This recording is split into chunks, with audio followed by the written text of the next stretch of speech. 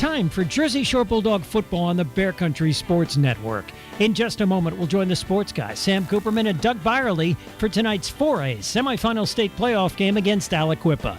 This exclusive broadcast brought to you by the law offices of Dreyer and Dieter, TLC Fuels, S.A. Piper Logistics, Woodlands Bank, Guy Rock Excavating, Country Berry Shack, River Valley Internet, Jersey Shore State Bank, Sweet Dreams Groom and Board, Susquehanna Transit, Domino's, Penn Strategies, B.A. Mikesell Electric, First Quality, American Legion Post 36, Kevin Peacock Garbage Removal, Hollick's Colon Oil, Pizza to Go, Charles Construction, Fred Ham Disposal, Oval Country Store, the Dave Winkleman team at Anchor Real Estate, and Santino's Italian Cuisine. Comments regarding this game, the express property of WQBR-FM. They may not be retransmitted or used in any way without express written permission from Maximum Impact Communications. Now, here's the sports guys, Sam Cooperman and Doug Byerly on the Bear Country Sports Network.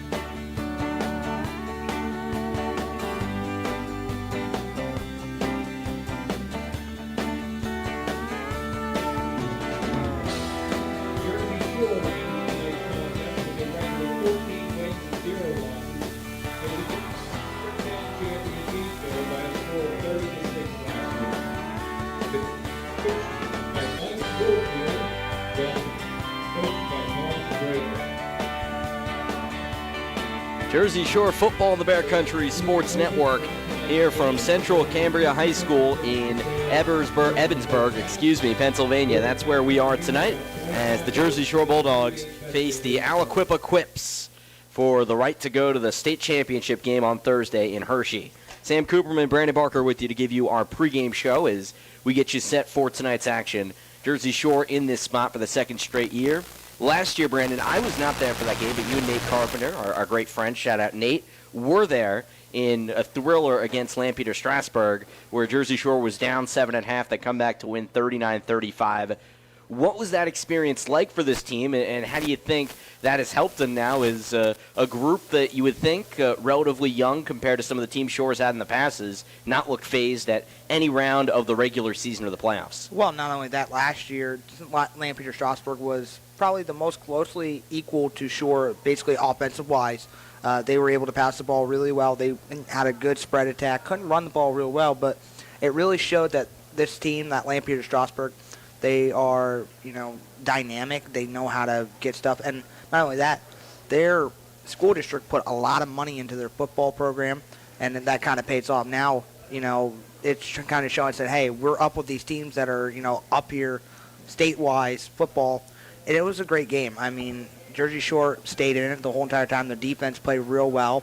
I think this year, this is a better defense than it was last year, and I think offensively, this is the fastest team on offense for the whole entire state. Jersey Shore comes off the victory over Meadville 30-6 on Saturday in the state quarterfinals that was played out at Clarion University.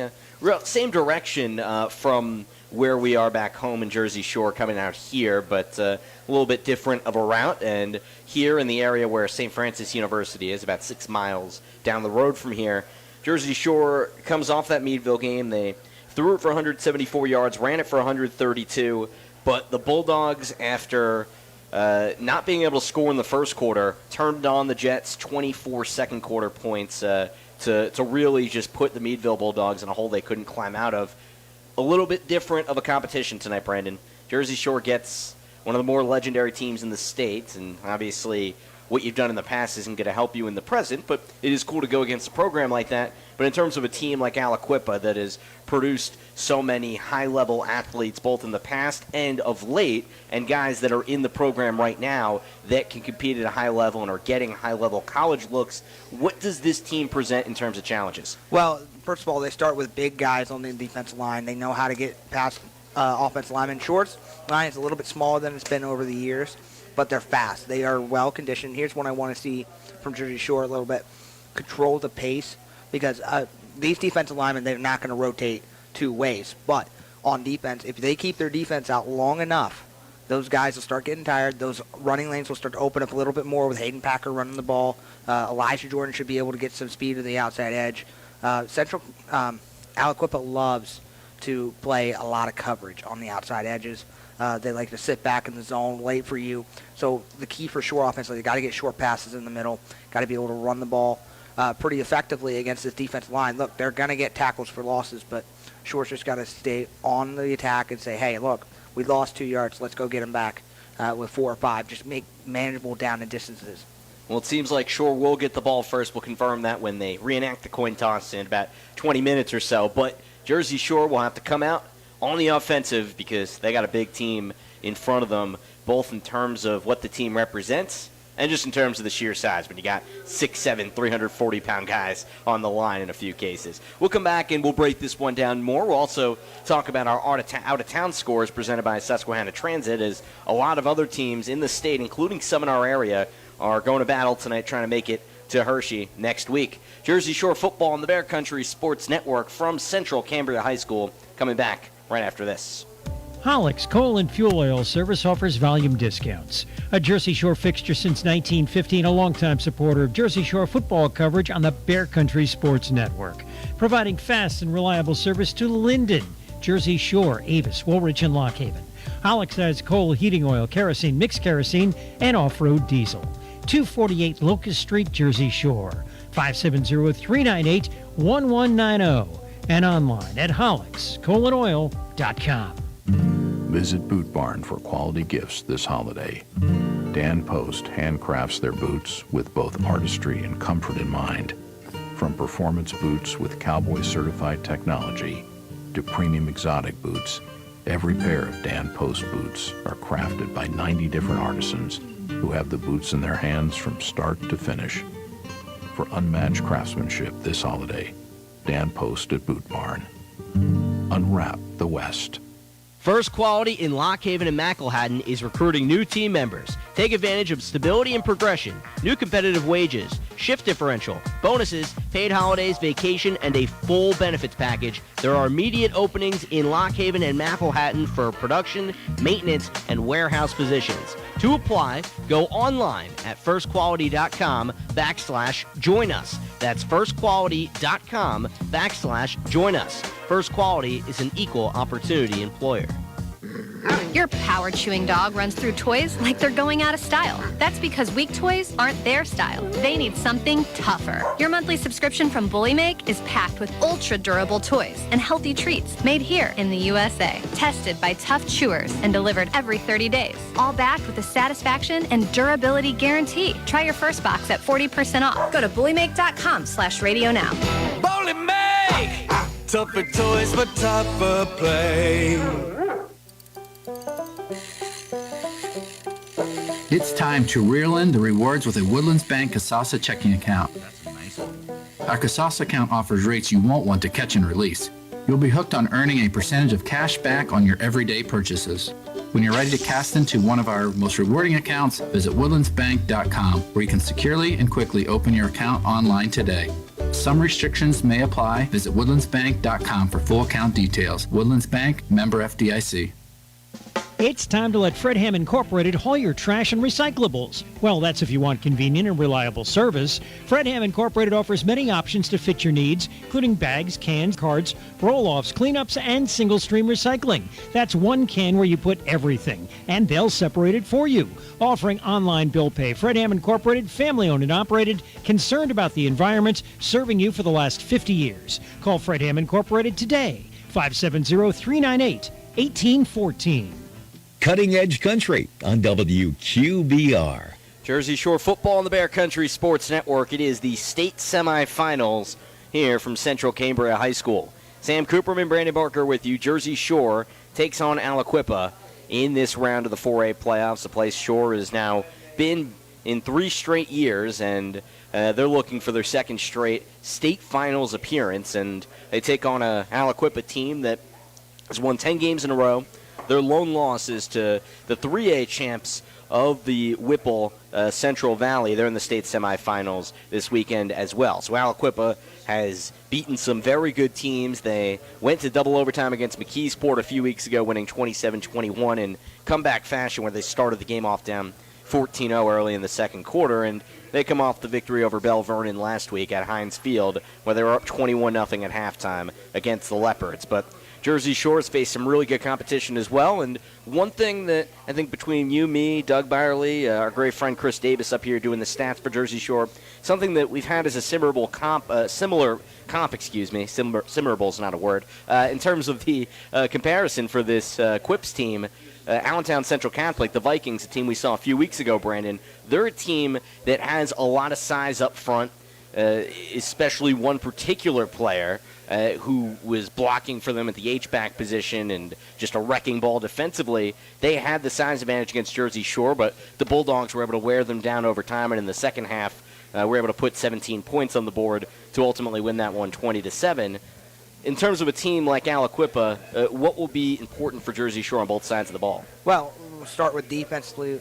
Look, their linebackers are going to have to play up a little bit more. They're going to have to make these short tackles because these running backs love to shake tackles and get into the outside edge. Now, offensively for Aliquippa, they like to lull you asleep with their run, and then they like to go little short passes, just kind of get you, feeling it out a little bit. And then, as we saw on the quarterback I pointed out to you, he throws some nice dimes downfield. He is going to try to hit deep balls on Caden Hess and Connor Griffin on the outside edges.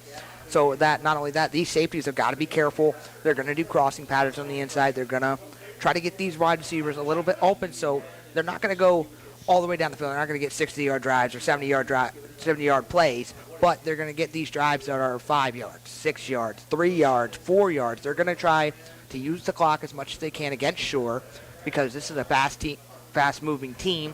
They're going to try to control the clock as much as they can and be able to make sure that Shore offensively can't get any ball. Now, offensively for Shore, like I said, they've got to do short passes, got to be able to run the ball very effectively. Look, these are some big guys on the defensive line. I mean, 340 pounds. There's no blocking these guys. So for the offensive linemen, there's going to be a lot of double teams going on. There's going to be the center and those two guards have to be on the same page all the time. As soon as a double team happens, the guard and the center get together. The guard, whichever way Coach Tom Gravich, now he loves to go to the left side of the line, but if he has to go to the right, that guard has to be able to cut off and get to the linebackers in the backfield. And these linebackers for Aliquippa are really athletic, and they know how to make plays as well as Shore's linebackers. Aliquippa's got a lot of studs on that team. As you outline one of them, you talk about the linebacker position, Cameron Lindsay, the sophomore. He took some visits to Pitt early in the season. He's going to be a player to look out for, in addition to some of those guys with the massive size, guys on the defensive line like Jason McBride, 6'4", 325. Guys up front, you talk about a right tackle, Tyrese Jones, 6'7", 365. Some massive human beings on the side of the Quips. But Jersey Shore is going to move, and that will be interesting to monitor. And here's the thing for Shore. Shore's got a big guy, too. And the inside, Zach Rooney, he's a big guy in there. He's going to be able to stuff the inside. This is what I love about Shore's defensive line. They have these small guys like Tate Secrets, Luke Springman, all these small guys going up in the inside. And then you got this big Zach Rooney who's just going to be able to push the pile a little bit. So don't be shocked if they don't move that tackle in the inside guard to try to block Zach Rooney.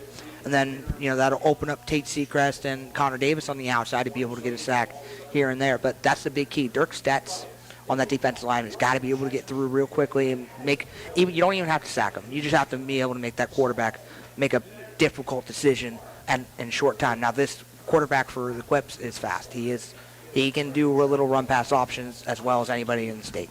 Quentin Good, a sophomore, somebody that their coach, Mike Warfield, who's now 46-5 in his fourth year as the head coach of the Quips, said that Good is someone that nothing rattles him. His older brother played at Marietta College, a Division III school out on the Ohio-West Virginia border there. So he's somebody that has been very adept at getting the ball to his playmakers. And one of their best playmakers, Tyquay Hayes, a 5'9 freshman who's about to set the freshman rushing record at the state level. He's about 5 yards away from that, so he'll get there tonight.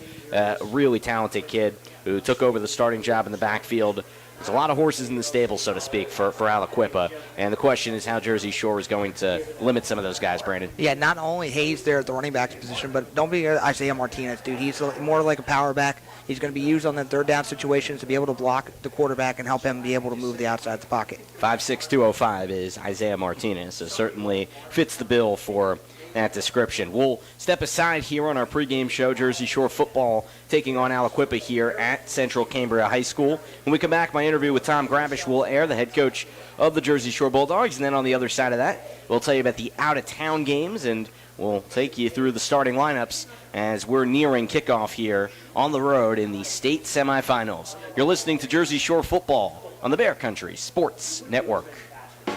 B.A. Mikesell is a local residential, commercial, and industrial electrical contractor.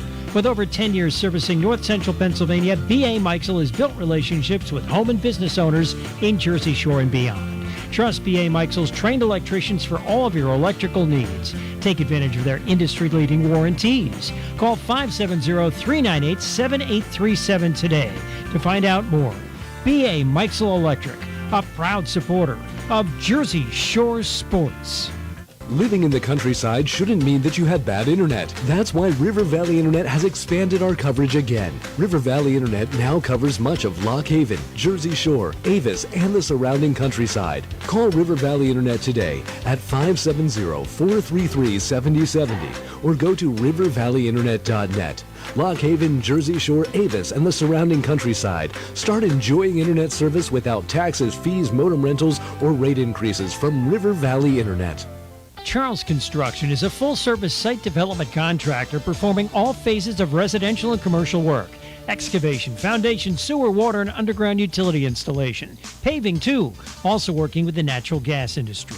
Community-oriented Charles Construction supports the Jersey Shore Bulldogs. Call today, 570-753-3595. Located in Avis, 858 East Central Avenue. Charles Construction, serving the community for the last 50 years. There's confusion about how to protect yourself from COVID. One thing is certain, whether or not you're vaccinated, you need an accurate thermometer to check for fever, the leading sign of flu and COVID. Be vigilant and contact your medical provider at the first sign of fever. Don't rely on non-contact thermometers that have little or no scientific studies. Only the Exergen temporal scanner thermometer has been proven accurate in more than 100 clinical studies. Learn more at Exergen.com. When you're hungry, when you need something delicious, there's only one answer: pizza to go. Michael and Abby Allison can't wait till you see their extensive menu. Everything from appetizers to subs to strombolis to wings and, oh yeah, pizza. Plus the coldest six-packs in town. Visit once, you'll be back again and again. Pizza to go, proud to support the Jersey Shore Bulldogs. Open 11 till 9 Monday through Thursday till 10 Friday and Saturday. 680 Railroad Street, Jersey Shore. 570-398-8646. Pizza to go. WQBR 99.9 FM. Joined on the field at Central Cambria by Jersey Shore head football coach Tom Gravish as we get set for the 4A semifinals against the Quips of Aliquippa. Coach, what is it like for your team to be here playing December football in this environment? Well, it's one of our goals from, back in January that we wanted to try to get back to where we were. We knew that, we lost some excellent football players from last year who put us in a position to go to state championship last year. But, we're looking forward to this great opportunity to play in such a great facility here in Central Cambria, here in Evansburg, Pennsylvania. We're really looking forward to this opportunity. Playing against a powerhouse traditional football team, there's 12 NFL greats out there, Hall of Famers in the NFL. With Mike Ditka and, all the other guys, as many guys that's played at Pitt and West Virginia and throughout the United States over the years. We just kind of look forward to playing against great people. It's something we enjoy, and we're going to find out real soon how we match up.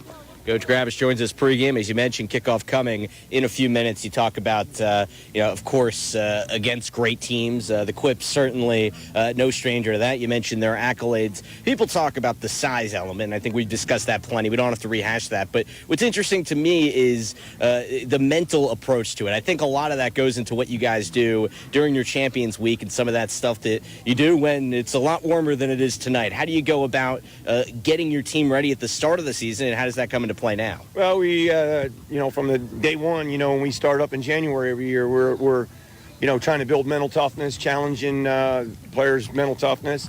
And we believe that if we have enough guys out there that are mentally tough, physically tough, and believe in each other, playing Bulldog football for 48 minutes, they can play with anybody.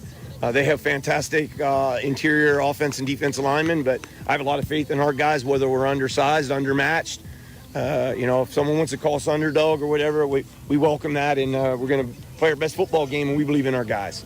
Tempo, that's the key for you guys. You like to run super fast, do it early and often. How do you keep that tempo nonstop tonight?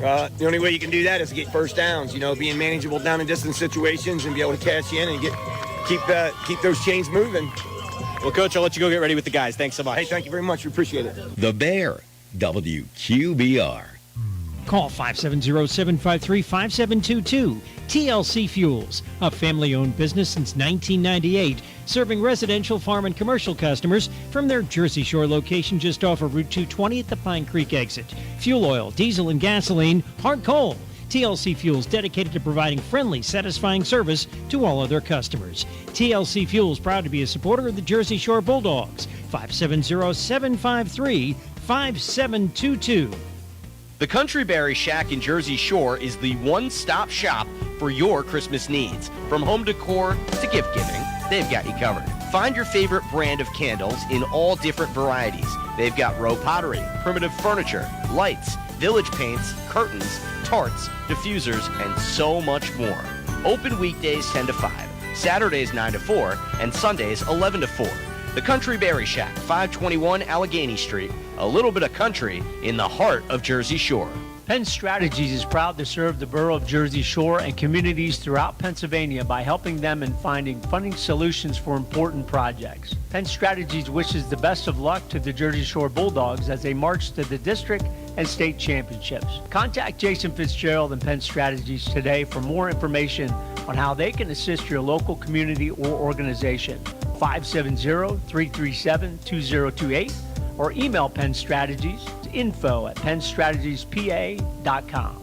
Want to sell a house? Want to buy a house? Then call the Dave Winkleman team at Anchor Realty in Lock Haven. Dave's a graduate of Jersey Shore High School. He and his wife Jan live in South Avis, the parents of 7 children. So you know the Dave Winkleman team is motivated to market your home and find you a new one. 570-858-0777. Ask Dave how he can guarantee your home will sell within 90 days. The Dave Winkleman team at Anchor Realty, 57 Belfont Avenue in Lock Haven, ready to serve you. 570-858-0777. Cutting Edge Country on WQBR. Sam Cooperman, Brandon Barker with you, continuing our coverage of Jersey Shore football tonight at the state semifinals here at Central Cambria High School against the Aliquippa Quips. Shore comes in 14-0, Aliquippa 11-1, winners of their last 10 contests, and we will step aside for the anthem, I guess, at this time, 8 minutes before kickoff, so we'll step aside, and we'll tell you about the games going on around the area. We'll take you through the starters, and we'll get you ready for kickoff in just a moment here on The Bear. The best pizza in town, Domino's in Jersey Shore, with a full menu, including pizza, of course, chicken, pasta, sandwiches, breads and sides, desserts, and drinks, plus the mix and match deal, the perfect combo deal, and the week-long carry-out deal, all available online at Domino's.com. Search Domino's Jersey Shore, delivery or carry-out. Open Sunday through Thursday, 10:30 a.m. to 11 p.m. Friday and Saturday till midnight. 570-398-7000. Domino's, 1138 Allegheny Street, Jersey Shore. Susquehanna Transit and Susquehanna Trailways have part and full-time opportunities available for school bus and motor coach drivers. Are you recently retired? Are you a shift worker or stay-at-home parent? Enjoy travel? School bus drivers enjoy holidays, weekends, and summers off with paid unemployment benefits. Contact 570-753-5125 or email charters@susquehannabus.com. They train and offer performance bonuses too. On your way from here to there, visit the Oval Country Store for snacks, ice cream, Sunoco gas, and terrific sandwiches made while you wait. Located in the beautiful Nippenose Valley. Oval Country Store, 237 Middle Road, Oval. 570-745-7777. 745-7777 for the Oval Country Store in Oval. Proud supporters of the Jersey Shore Bulldogs. Serving over 3,000 clients, SA Piper Logistics offers short or long-term warehousing, inventory and order management, fulfillment, and forward and reverse logistics, which is a complicated way of saying they'll take your product to them or pick their product up for you and keep track of it the whole time. And SA Piper offers e-commerce support. Find out more. Go to sapiperlogistics.com. That's logistics.com. SA Piper Logistics, 820 East Bald Eagle Street, Lock Haven. Cutting Edge Country, WQBR, Avis Williamsport State College, 99.9 FM. Jersey Shore football on the Bear Country Sports Network getting set for kickoff from Central Cambria High School. Sam Cooperman and Brandon Barker with you, wrapping up our pregame coverage. Quick check on our out-of-town scores presented by Susquehanna Transit. Visit susquehanna bus.com for a look at their tours. That includes New York City coming up on December 11th and 18th. Cozy R's Christmas Village on December 22nd, Legoland on December 29th, the PA Farm Show on January 13th, and Mohegan Sun. Definitely want to be at that one, January 17th.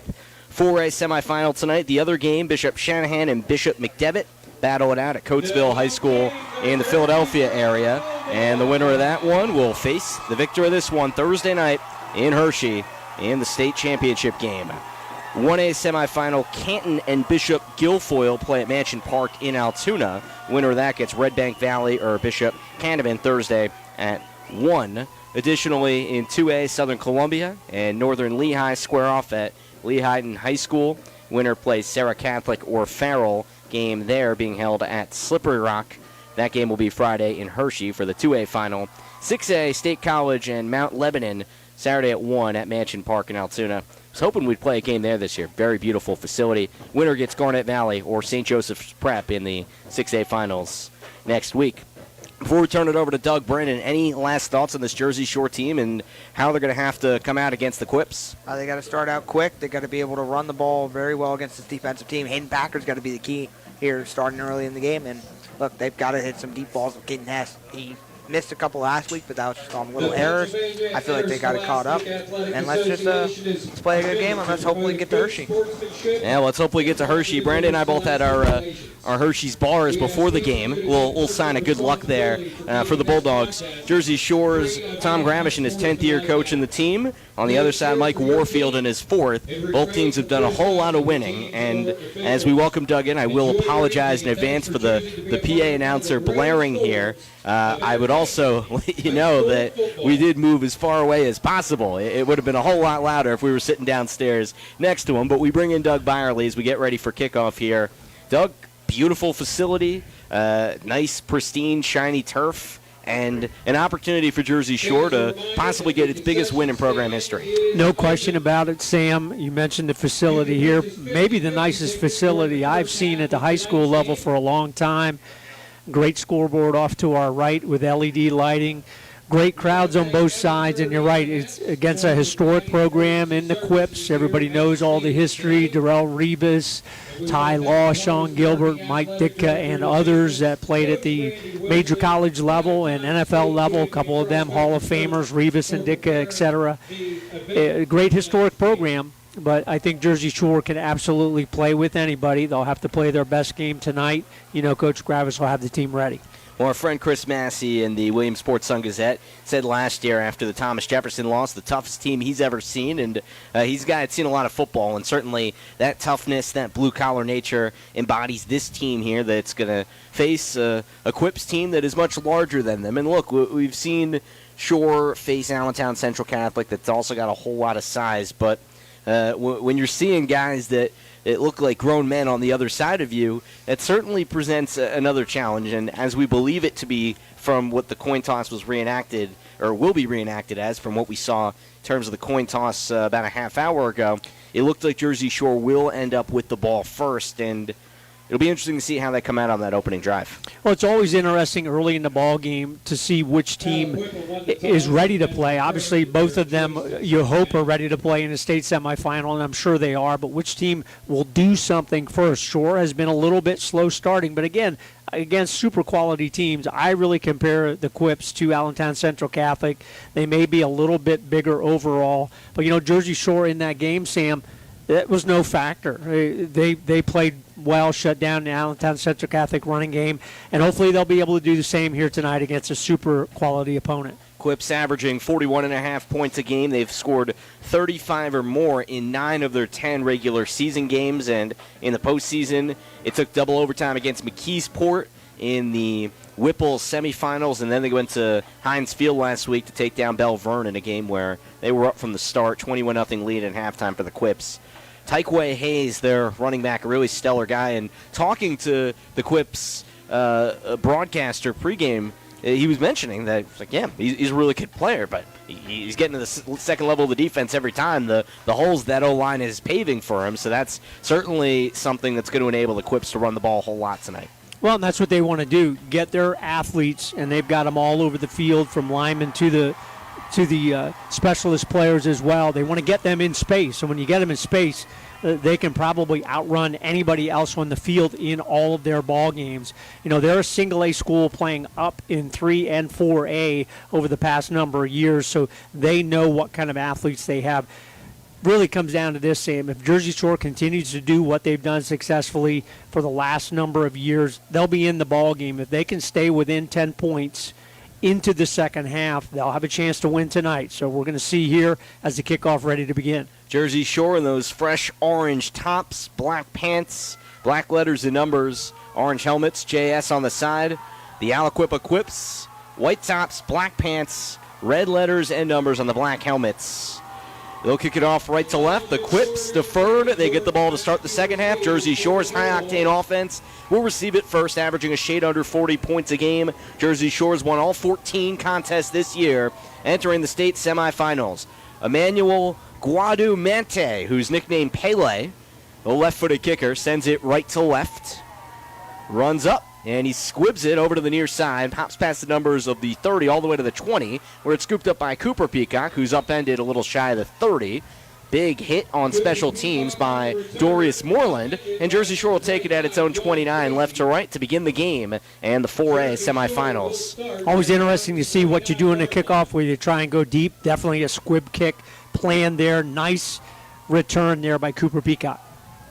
Aliquippa, just like Jersey Shore, 5-man defensive front, 2 backers. And Jersey Shore's Brady Jordan take the shotgun snap on 1st and 10.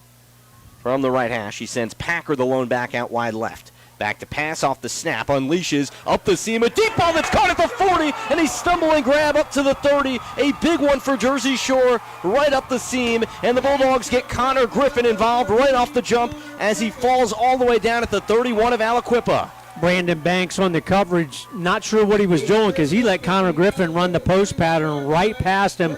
Good delivery there by Brady Jordan. All the way to the 31 of Aliquippa, 1st and 10. Jordan keeps it, runs it right side, and he is smashed down at about the 27 by the linebacker Isaiah Martinez after a gain of 4 for 2nd and 6. You know the Quips want to allow their linebackers, just like Jersey Shore, to get through the line to make the plays. 2nd and 7. They'll call it the 28. High snap to Jordan from the right hash. A flag comes in, and we blow this dead. The pace of this Jersey Shore offense in the opening minute is very ferocious, and they get called for a false start there. Hate to see the penalties early in the ball game, but we've seen Shore had them. They looked like they were set. Not really sure what happened there, but obviously the officials thought they were not set. But that quick pace early in the ball game is something that Aliquippa has not seen, if at all, very few times this year. 4 wide shotgun set, 2nd and 12 from the 33. Right hash on Aliquippa's side. Jordan rolls right, uncorks one up the right sideline. Jump ball up for Hess, but it's picked off this time. Intercepted by Syer Clark, who is matched up with the Jersey Shore All-State receiver. Intercepted down to the 3.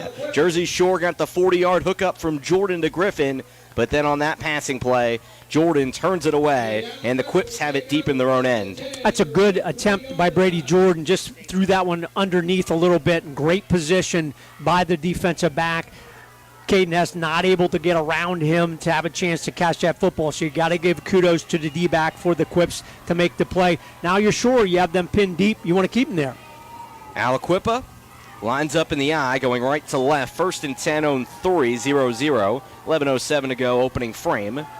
It is good under center against the Jersey Shore 5-man front. Sophomore takes the snap, hands it off right side. Spin move by Hayes that propels him up to the 6 before he's muscled down at the second level of the defense. 3-yard gain for 2nd and 7 for the Quips. Well, Hayes, obviously a quality guy, 14, almost 1,500 yards on the season. Very young guy, obviously a special talent. Short just has to continue to do what they do. Go to the football, make good, hard, solid tackles. In Jersey Shore's win over Meadville last week, 6 Bulldogs in double-digit tackles.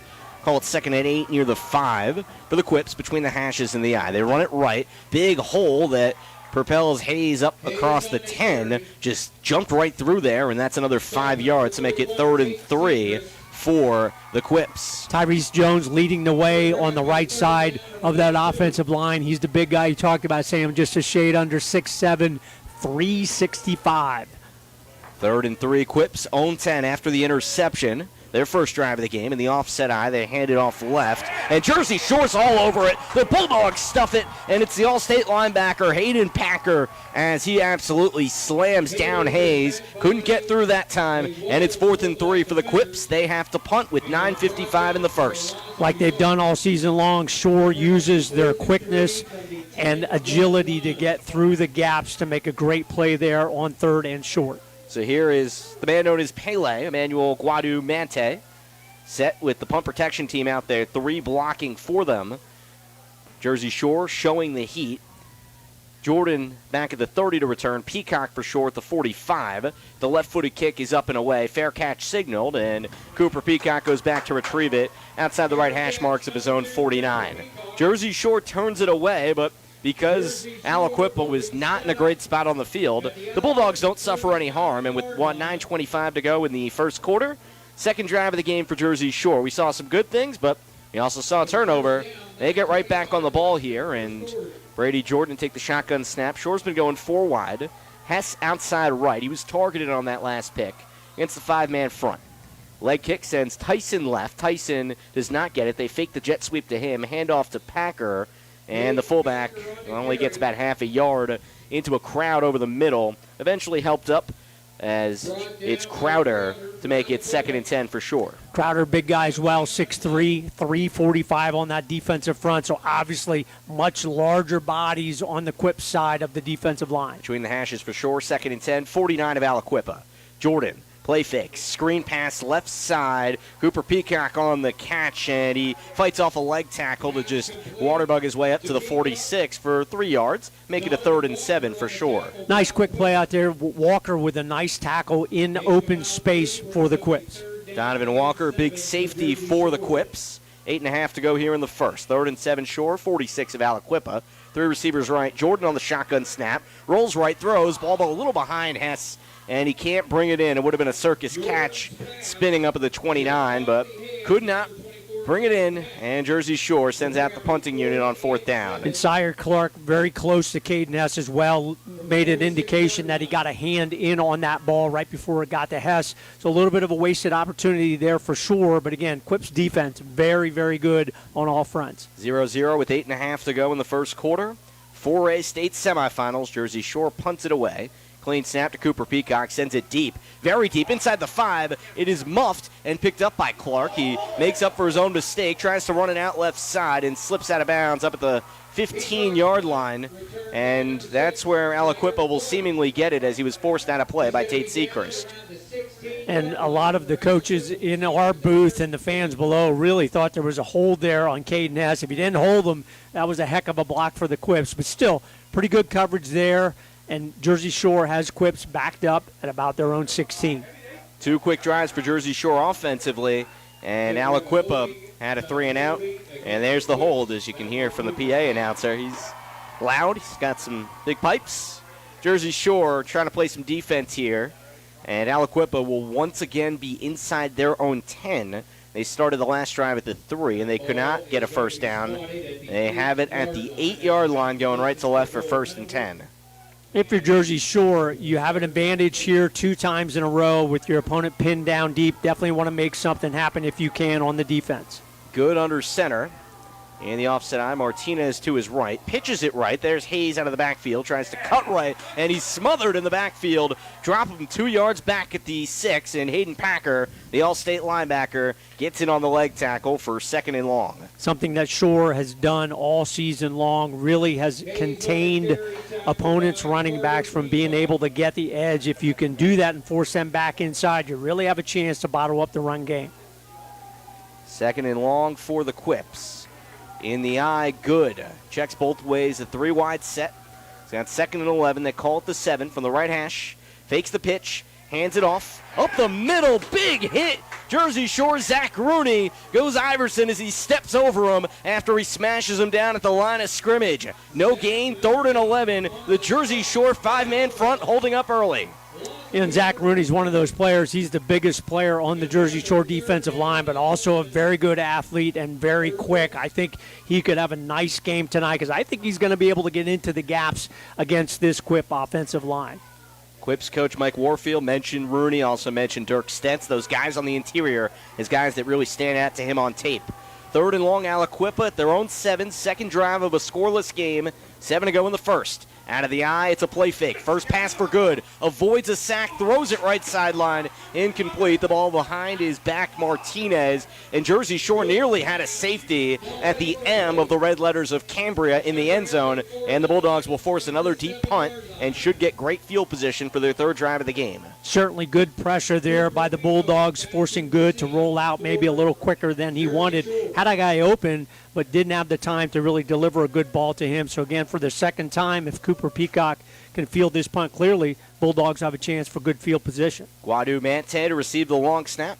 Stands right in the middle of the black end zone. Sends it away with the left foot.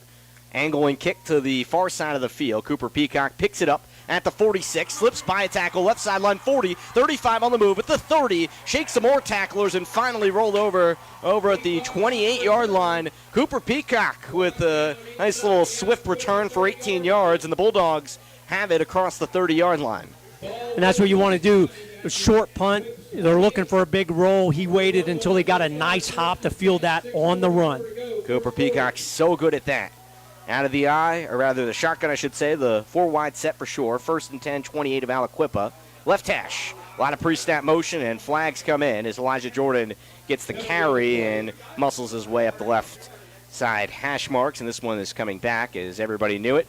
As the play unfolded, I think one of the 2 guys out of the slot was not supposed to go because you had one guy coming from each slot, and one of them surely missed his responsibility there, so Shore will have to back up 5 yards in the false start. Yep, that will not do it. 2 men in motion will get a penalty every single time, so technically an illegal shift will cost the Bulldogs 5 yards. They move that back to the 38, so that's 10 yards on the illegal shift. 1st and 20 Shore at the 38, big miscue.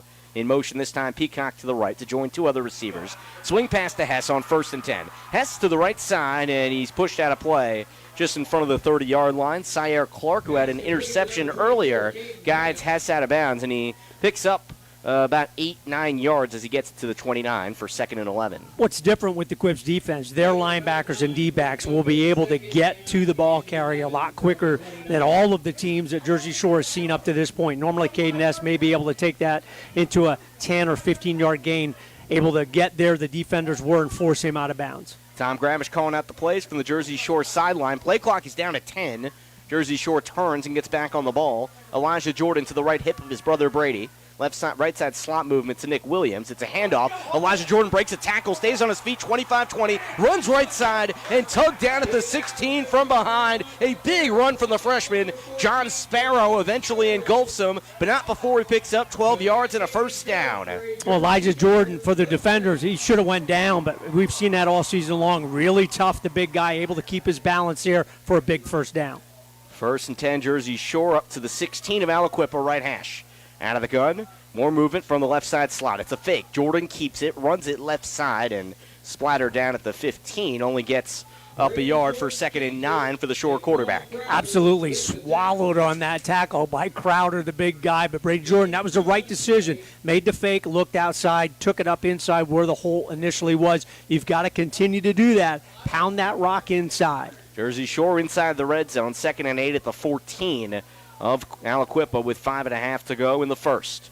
Jordan takes the shotgun snap against the 5-man front. Screen ball left. He's got his brother Elijah. Runs out of the backfield and a really nice tackle to bring him down at the 12. Elijah Jordan had the left sideline, but he was taken down by Dorius Moreland to save that from being a big play. Speed for speed there. Elijah Jordan versus Morway. Nice play on the defensive side. Good call there by Jersey Shore. Makes it a 3rd and 6 for Shore at the 12 of Aliquippa. Left hash, quick snap. Out of the gun, Jordan being chased. Slings it out right side. Diving catch at the 5. Call it the 6. That's a first down for Jersey Shore.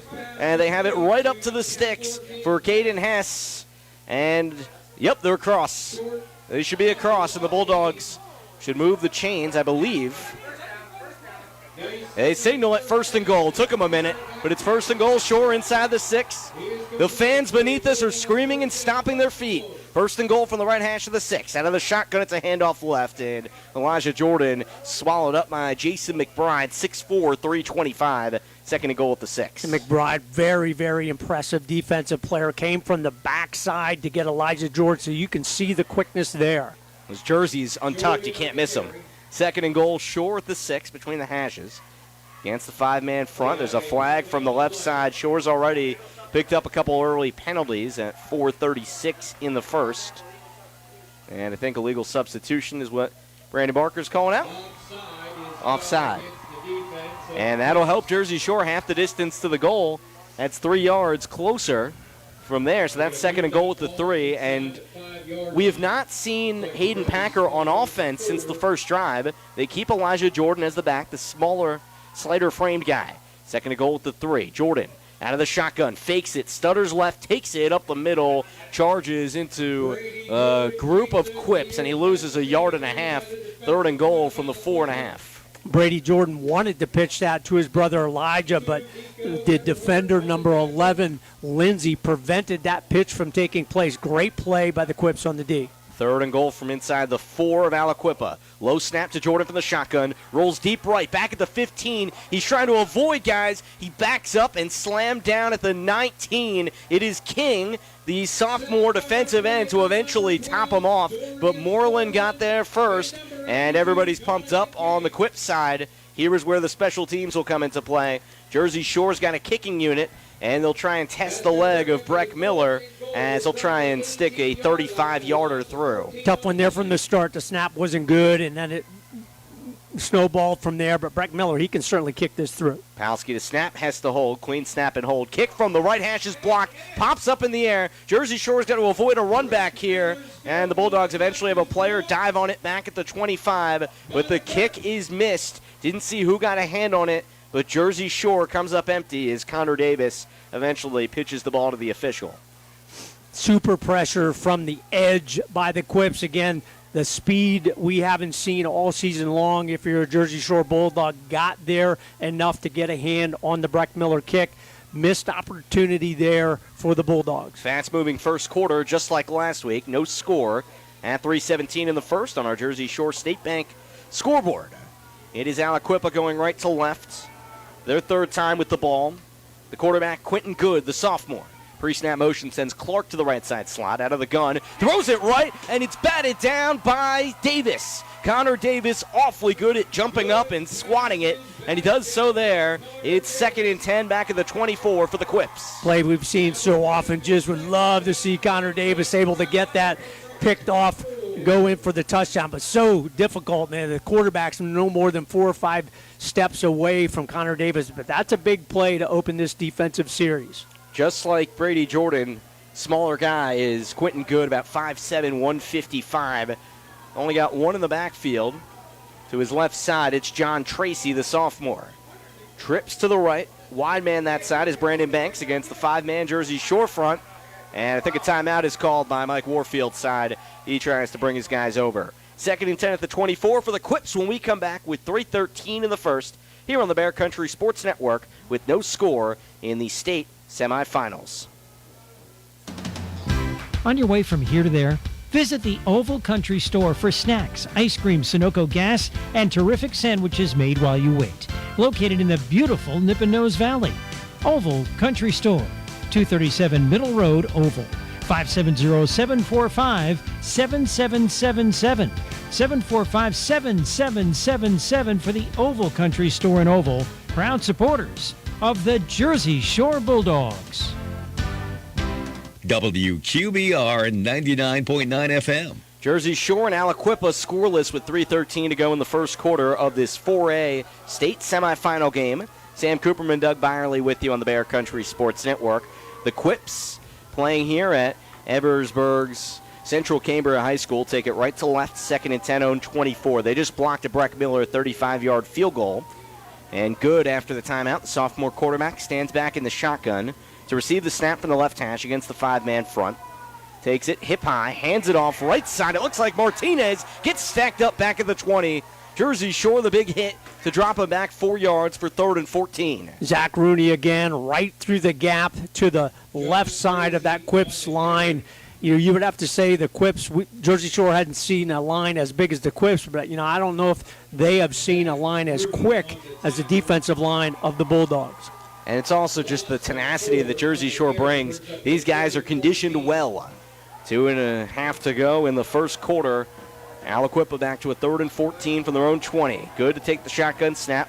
One receiver left. Rolls right where he's got 3 guys. Backside pressure from Sechrist. Jump pass over the middle, incomplete. Tate Sechrist really hurried that throw, and Syer Clark had no shot at making a shoestring grab over at the right hash of the 35. Brings up the punting unit for the 4th time for the Quips. There you can see Good's athletic ability, even though under really special duress on the backside by Tate Sechrist. He's a good enough athlete to step up and almost deliver a big throw on the run. But Tate Sechrist, he surprises a lot of people how quickly he can get to the quarterback. Jersey Shore's gotten great field position every time they've had the ball, yet to score.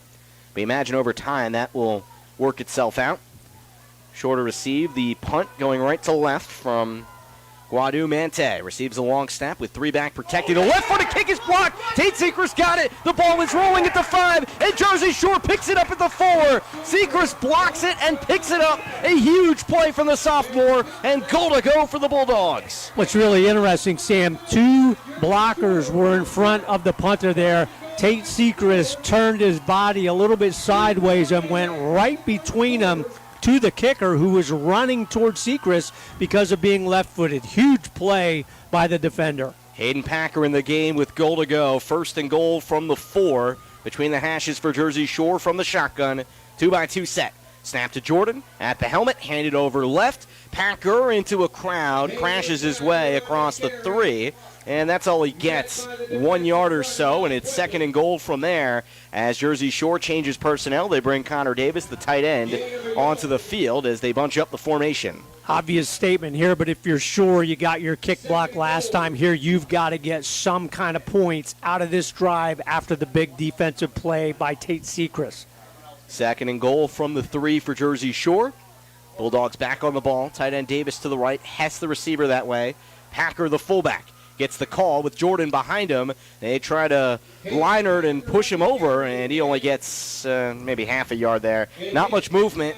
3rd and goal from the 3 for the Bulldogs. And that's tough inside. You make definite contact, but those big guys, they just bury down low, and you can't get them out of the way to get a running lane for your backs. 3rd and goal from the 3 for Jersey Shore, trying to break a scoreless game. Late first quarter, state semifinals. Offset eye to the left between the hashes. Play fake. Jordan rolls, throws right side, in and out of the hands of Davis. Would have been his first catch of the year, with the senior tight end at the last moment couldn't hold on.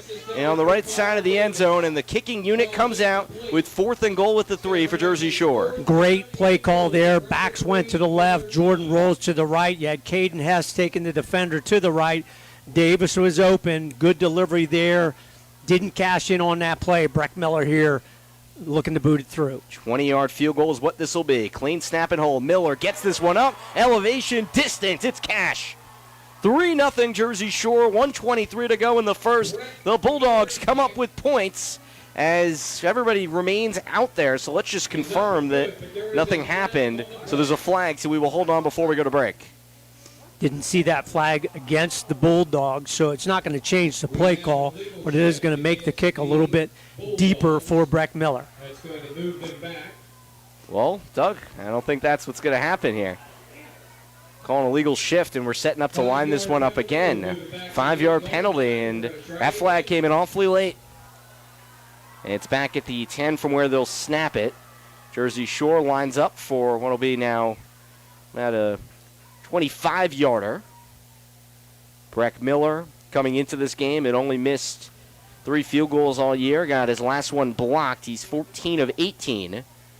And we're just waiting for things to resume here. It's scoreless after Miller hit that. And the officials, I think, are getting a fresh ball out of there.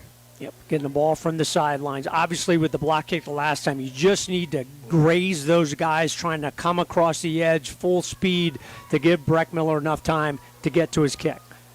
Jersey Shore to send away a kick between the hashes. They'll go for a 25-yard field goal. Miller, it's been automatic this year. Snap from Palski, held down by Hess. Kick is up. Kick is good! Right down the middle. Breck Miller puts it through, and it's 3-0 Jersey Shore, and that's not getting taken off the board. Back on the Bear Country Sports Network right after this with 1:23 to go in the first. Charles Construction is a full-service site development contractor performing all phases of residential and commercial work. Excavation, foundation, sewer, water, and underground utility installation. Paving, too. Also working with the natural gas industry.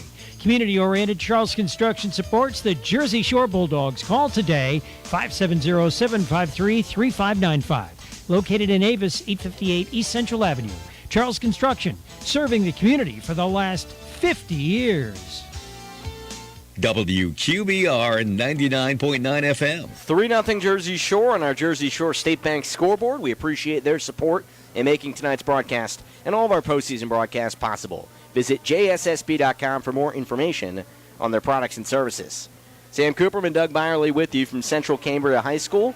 Jersey Shore and the road Orange Tops, actually home tops. They are the home team tonight. Black Pants got a 25-yard field goal from Breck Miller after they got a drive that Tate Sechrist started as he blocked a punt and recovered it at the 3. Bulldogs kick it off left to right. This is the first time we'll see the the Aliquippa return game going to work. Syer Clark on the near side. Kick goes the opposite way down the right sideline and hops inside the sticks for a touchback, but the last minute a flag comes up for illegal procedure as Tyre Thornton watched that ball bounce, took a gamble, and it skips out of play at the 1. That will hurt Jersey Shore in field position. Hey, the only question was, did it go out of bounds at the 1 or did it hop over the pylon to get into the end zone? Official right there, waited a little bit to make the call. He definitely thinks that's the right call. It's going to cost him some yardage here. Best starting field position thus far in the ball game for Aliquippa. Quips get their fourth drive of the game. They've had to punt on their first 3. 2018 3A champs won the Whipple this year. They go right to left. Single back set. Quarterback good, turns and hands off left. A little bit of a stutter step from Hayes as he chops his way through the 35 and swung down at the 38. And Jersey Shore comes up with the stop. Peacock and Springman get over there for 2nd and 8. Best running play thus far for the Quips. Only 3 or 4 yards on that play. So good closing speed by the linebackers and D-backs for the Bulldogs.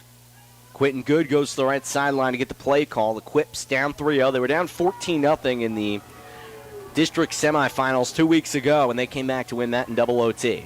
Offset eye here to the left on 2nd and 7 at the 38. Handoff right up the middle, big hole, and yanking his way through tackles. It looks like Hayes is able to get up past the 43, and it is the freshman Tyquay Hayes to bounce forward for 5 and make it 3rd and short. Good running movement in the hole there by Hayes to find the lane to pick up good solid yardage on that 2nd down run. Quips yet to pick up a first down. Line to gain is their own 45 going right to left, down 3-0. Final minute of the first quarter. Offset eye to the right against the 5-man front. Good turns and hands off. There's Hayes. Oh, he's met immediately. Stuffed right at the line of scrimmage. Cooper Peacock comes up from the safety spot to help out the lineman up front, and Jersey Shore holds it to about a 1-yard run, and the Quips have to make a decision, and they'll do so going into the second quarter as time has expired on the first. 3-0 Bulldogs. Jersey Shore trying to go back to the state finals, and you'll hear the second quarter and beyond right here on the Bear Country Sports Network. The Country Berry Shack in Jersey Shore is the one-stop shop for your Christmas needs. From home decor to gift giving, they've got you covered. Find your favorite brand of candles in all different varieties. They've got Row Pottery, primitive furniture, lights, village paints, curtains, tarts, diffusers, and so much more. Open weekdays 10 to 5, Saturdays 9 to 4, and Sundays 11 to 4. The Country Berry Shack, 521 Allegheny Street. A little bit of country in the heart of Jersey Shore. Cutting Edge Country on WQBR. Jersey Shore up 3-0 on Aliquippa in the 4A semifinals from Central Cambria High School. Sam Cooperman, Doug Byerly with you on the Bear Country Sports Network. A few out-of-town scores, courtesy of Susquehanna Transit. Check out their upcoming tours on SusquehannaBus.com. Winner of this game will get Bishop Shanahan or Bishop McDevitt. That won 7-7 early second quarter. Also, Southern Columbia, as you'd expect, is winning. They're up 14-0 in their matchup against Northern Lehigh. Canton game is scoreless. We'll keep you posted on that. Here it's 4th and 1 at the 44, left to right as the sides flip for the Quips. They go in the eye and they keep the offense out there. 1 yard to gain. Between the hashes, they pitch it left. Tracy takes a wide angle. He breaks a tackle up the left sideline. A flag comes in as he scoots out across the Jersey Shore 45. We'll check this flag that was back behind the line of scrimmage, which usually indicates a hold. Tate Seacrest coming in hard from that right side edge.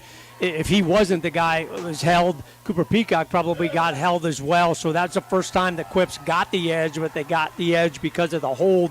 So this is going to obviously change their decision, going to set them back. They're going to punt this one away to Cooper Peacock. Their fourth drive will end with a punt. The last time, Tate Seacrest, the man you just mentioned, was able to pick up a block punt that set up Jersey Shore for the lone points of this game. A chip shot 25-yard field goal from Breck Miller.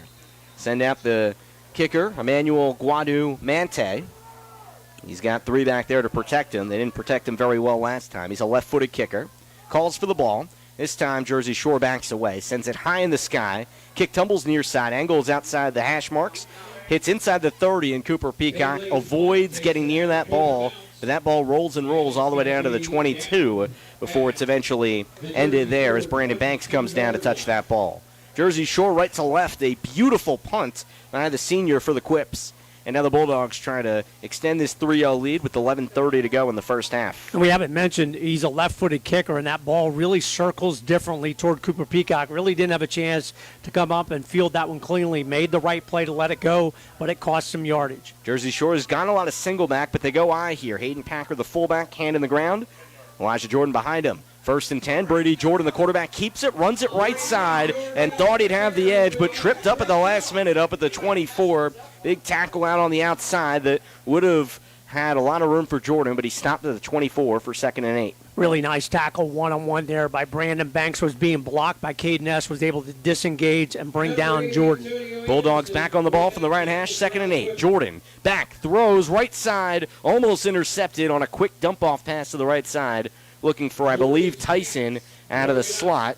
And that comes up to a 3rd and 8 at the 24 for sure. Really impressive closing speed. Not a surprise. The defensive backs for Aliquippa really go to the football very, very quickly. Brady Jordan, that was on the mark, but he's got to get it there in a hurry. That was actually Hess, the lone receiver that side. Griffin the other way. 3rd and 8, Shore out of the eye at the 24. Griffin, 3-step drop and hoist it. Left side looking for Griffin, and an extended arms catch at midfield for the first down. On the outside, he beats Syer Clark, and Jersey Shore gets the big hookup. 26 yards for the Bulldogs. That is an outstanding catch by Connor Griffin with a defender right there. Good delivery by Brady Jordan. Mark him right up at the 49 of Aliquippa. Second big catch he's made tonight. 1st and 10, Shore, 49 of the Quips, left hash. 2 receivers set again, offset eye. Fake the pitch right, handoff, Packer. The fullback muscles his way across the 45, backs his way across the 40, and finally tugged down at the 36 by Clark. Big run of 13 yards that sends helmets flying and bodies flying with them. Bulldogs first down. First time they've used that scissors-type play that's been so effective, particularly in the playoffs for Jersey Shore. 3-0 Shore driving across midfield. 1st and 10, 36 of Aliquippa at the left hash in the offset eye. Jordan turns and hands off right. His brother Elijah cuts over right guard, bounces past the 30, and finally smushed down across the 26-yard line, right up to the sticks, and they should give him a first down as Elijah Jordan runs that for 10 yards, and they do. What you can see with Elijah Jordan, his speed and quickness really matches up well with Aliquippa. Same formation near the right hash for the Jersey Shore Bulldogs against the 5-man Quips front. First and 10 at the 26. Give it back to the fullback Packer. Breaks through a couple tackles, bounces off of guys at the 20 and the 15, and eventually is stopped at the 13. Hayden Packer right down the middle for 13 yards. It's first and 10 for Jersey Shore as they bring that ball up to the 13. Great balance there by Packer. Between the tackles, Jersey Shore out of the shotgun. Jordan keeps it, runs it right, shoulder lowered. He's bludgeoned back behind the 15 at the 18. There's some helmets on the ground and looks like some extracurricular activity as Jersey Shore should lose some yardage here, but we'll check the flags on second and long. It'll be interesting. Came from the referee all the way behind the play, and boy, that the whole defensive front was trying to bring Brady Jordan down, but saw a hold somewhere in that pile. Going to cost the Bulldogs some yards. 10:07 to go, first half, as Aliquippa's fans have showed up from the Pittsburgh area, Jersey Shore's bunch. They had the buses to take the guys and all the fans out here. And right beneath us, they've been stomping on the bleachers, making some noise for their Bulldogs, who no strangers to this spot, looking to go back to the state finals where they were last year. Jersey Shore is backed up to a first and long from the 26. The line to gain is inside the 4. Pitch it right to Elijah Jordan from Brady out of the shotgun. Elijah, the freshman, off-balance throw, left side up for grabs, incomplete at the 20. And Brady Jordan was the target. A nifty play, but that was pretty dangerous as that was almost intercepted by Cameron Lindsay, the linebacker. Second and long for Shore, back at the 26. Again, really good reaction by the Quips. They sensed what was going on there, saw Brady Jordan peel out of the backfield, and two guys came up. Lindsay in particular, really nice coverage against Jordan. Tom Gramish has had Elijah Jordan throw a pass in, I believe, each of the last 3 games. Hasn't connected yet, but that's a play they're going to keep trying to work on. First and 24 from the 26. Shore from the right hash in the gun. Jordan rolls right, launches, right sideline at the 30, ball into traffic, and Hess couldn't bring it in inside the right pylon, down the right sideline, covered up by Banks.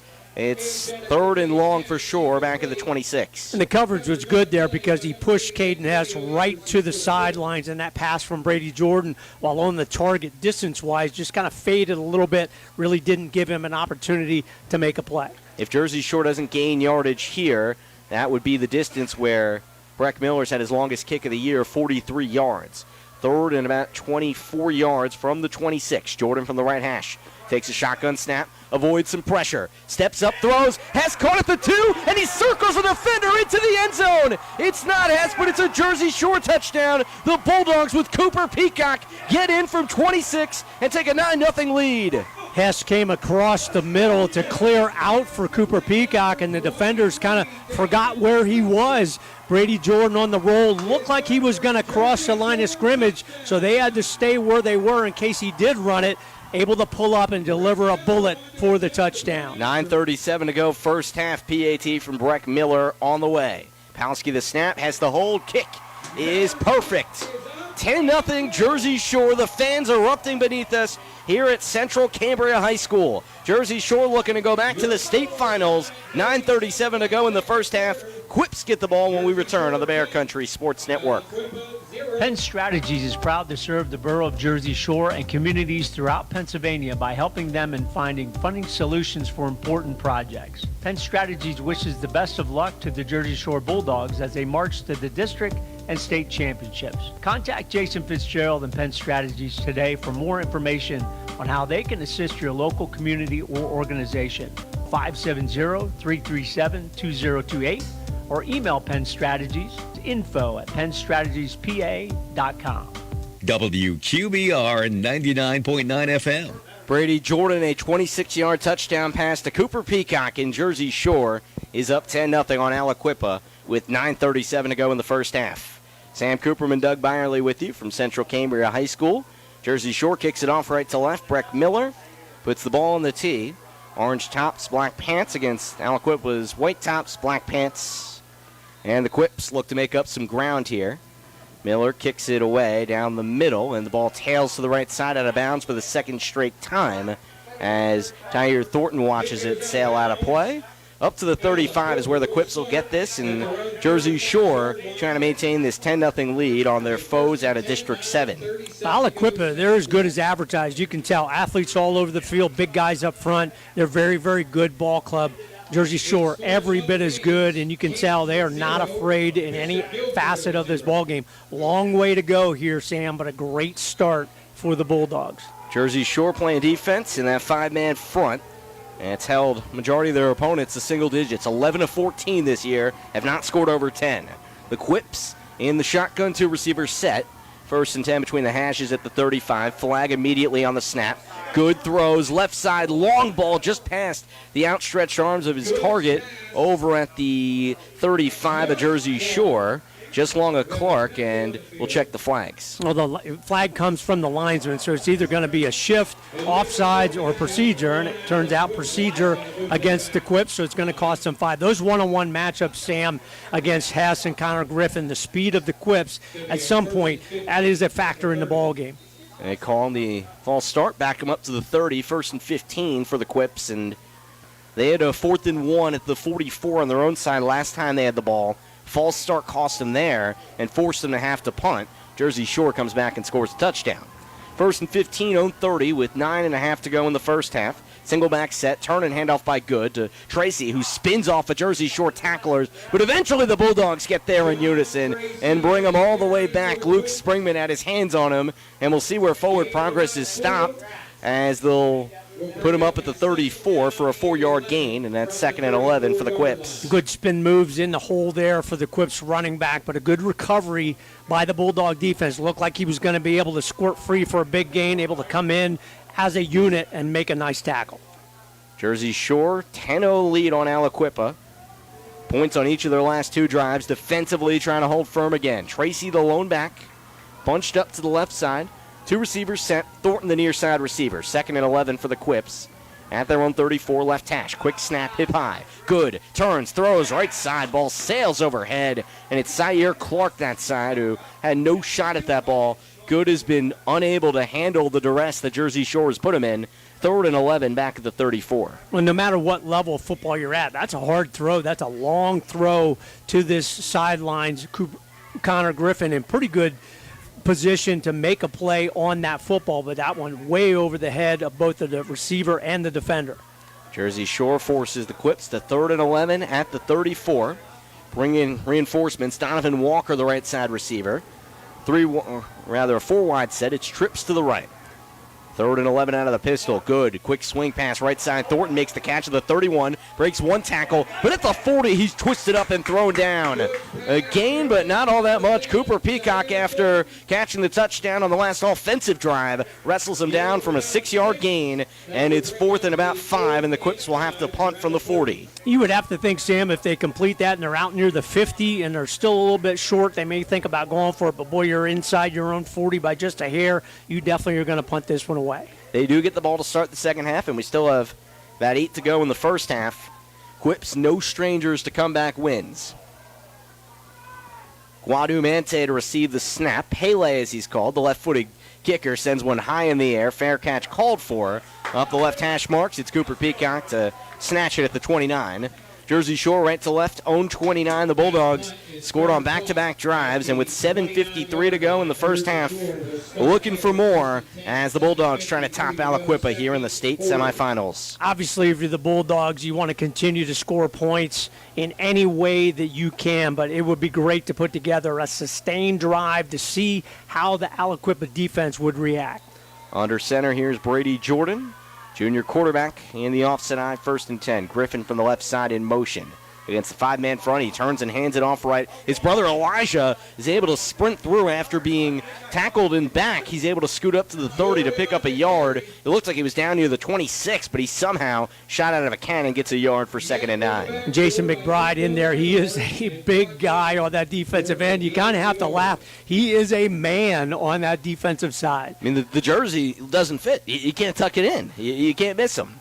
2nd and 9 on 30 for sure between the hashes. In the eye, Jordan, a quick snap, turns and throws under pressure, right sideline, behind the head catch. Hess tries to call it in, and he does at the 44 of Aliquippa. An absolutely mind-blowing catch by the All-State receiver on the gain of 26 yards. Double move there by Caden Hess, and he was wide open. Good delivery there by Brady Jordan, but a great catch at the end by Hess.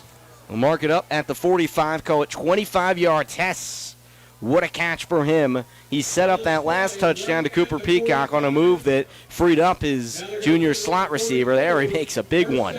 1st and 10 Shore, 45 of Aliquippa. 2 receivers set. Both receivers over to the right on some pre-snap motion. Out of the eye, it's a handoff to Packer. The fullback charges left and slammed down up at the 42. He gains a couple of yards and call it about the 43 maybe. So 2.5 on the gain. 2nd and 8 for Jersey Shore. Martinez coming in from his linebacker position to make a good hit against Hayden Packer. Again, that scissors play has been so effective for the Bulldogs all season long. That's where they fake the pitch over to the back on one side, and they give it off to the fullback to take it the other way. 2nd and 7, call it the 42 after all. Between the hashes for Jersey Shore. Keep the same set, offset to the right on the eye. Pitch to Elijah Jordan. He fakes the end around to Caden Hess and takes it across the 40 right sideline, and an ankle tackle nails him at the 38. After about a gain of 4 or so, Jersey Shore will have 3rd and 3. Just a little bit of a new wrinkle. You bring Caden Hess, and the defense has to pay attention to him. A nice, powerful run at the end there by Elijah Jordan. 6 minutes to go. First half, Jersey Shore up 10-0 on the Quips in the 4A semifinals. 3rd and 4 from the 38 right hash.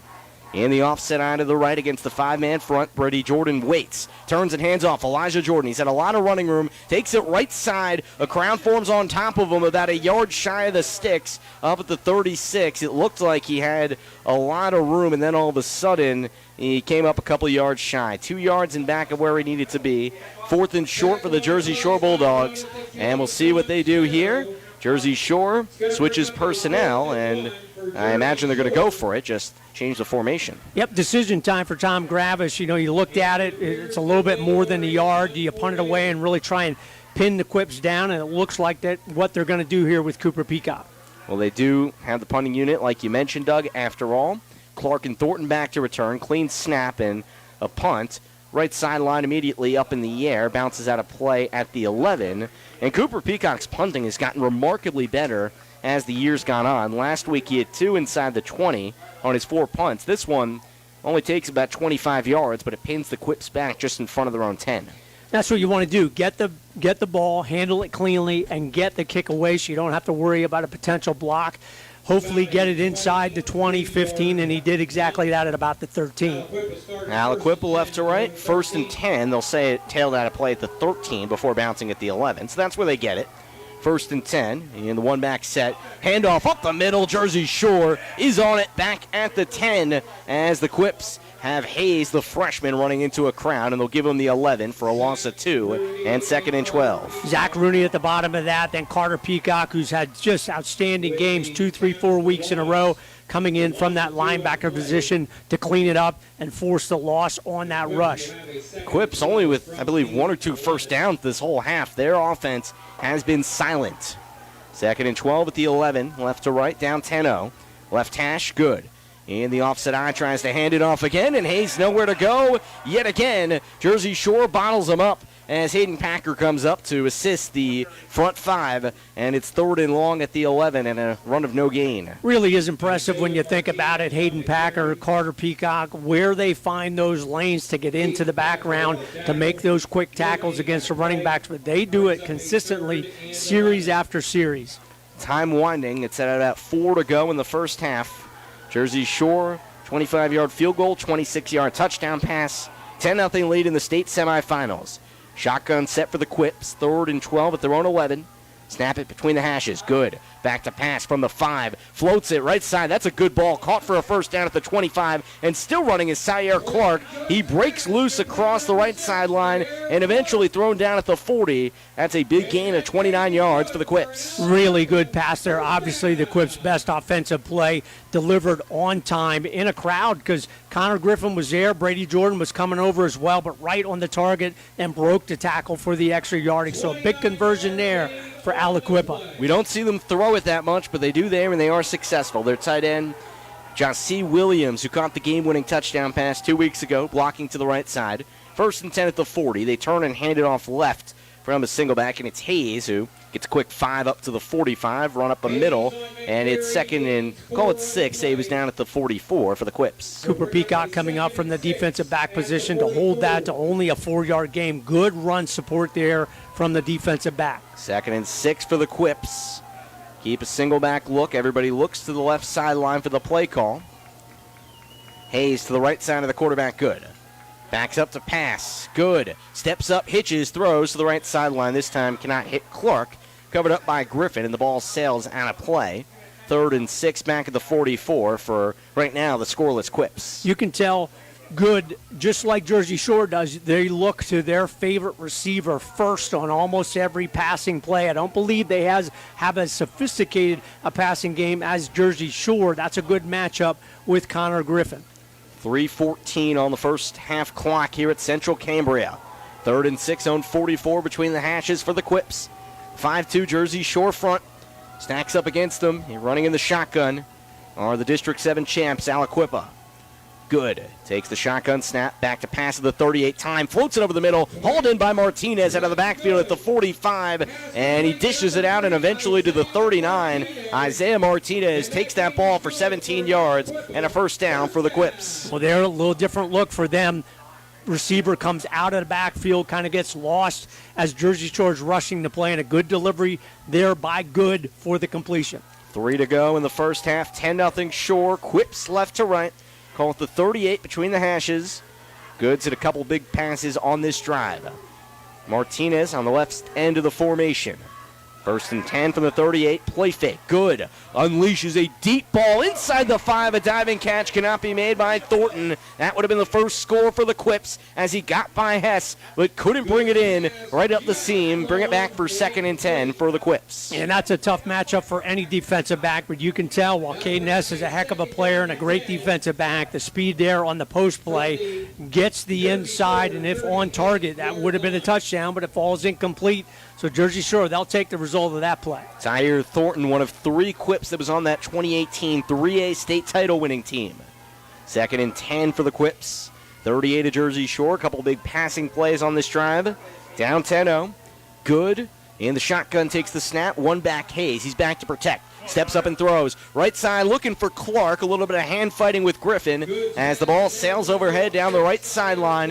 Incomplete. It's 3rd and 8 for the Quips back at the 38. A passing game for Aliquippa, other than that receiver coming out of the backfield, basically one-on-one patterns, which, again, why wouldn't you do that when you have great athletes with great speed? Because most of the time they can get open. Really good blanket coverage there by Connor Griffin one-on-one. And Griffin's been spectacular on both sides of the ball tonight. A couple big catches in the first quarter.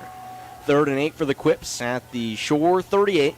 Between the hashes, shotgun snap coming in.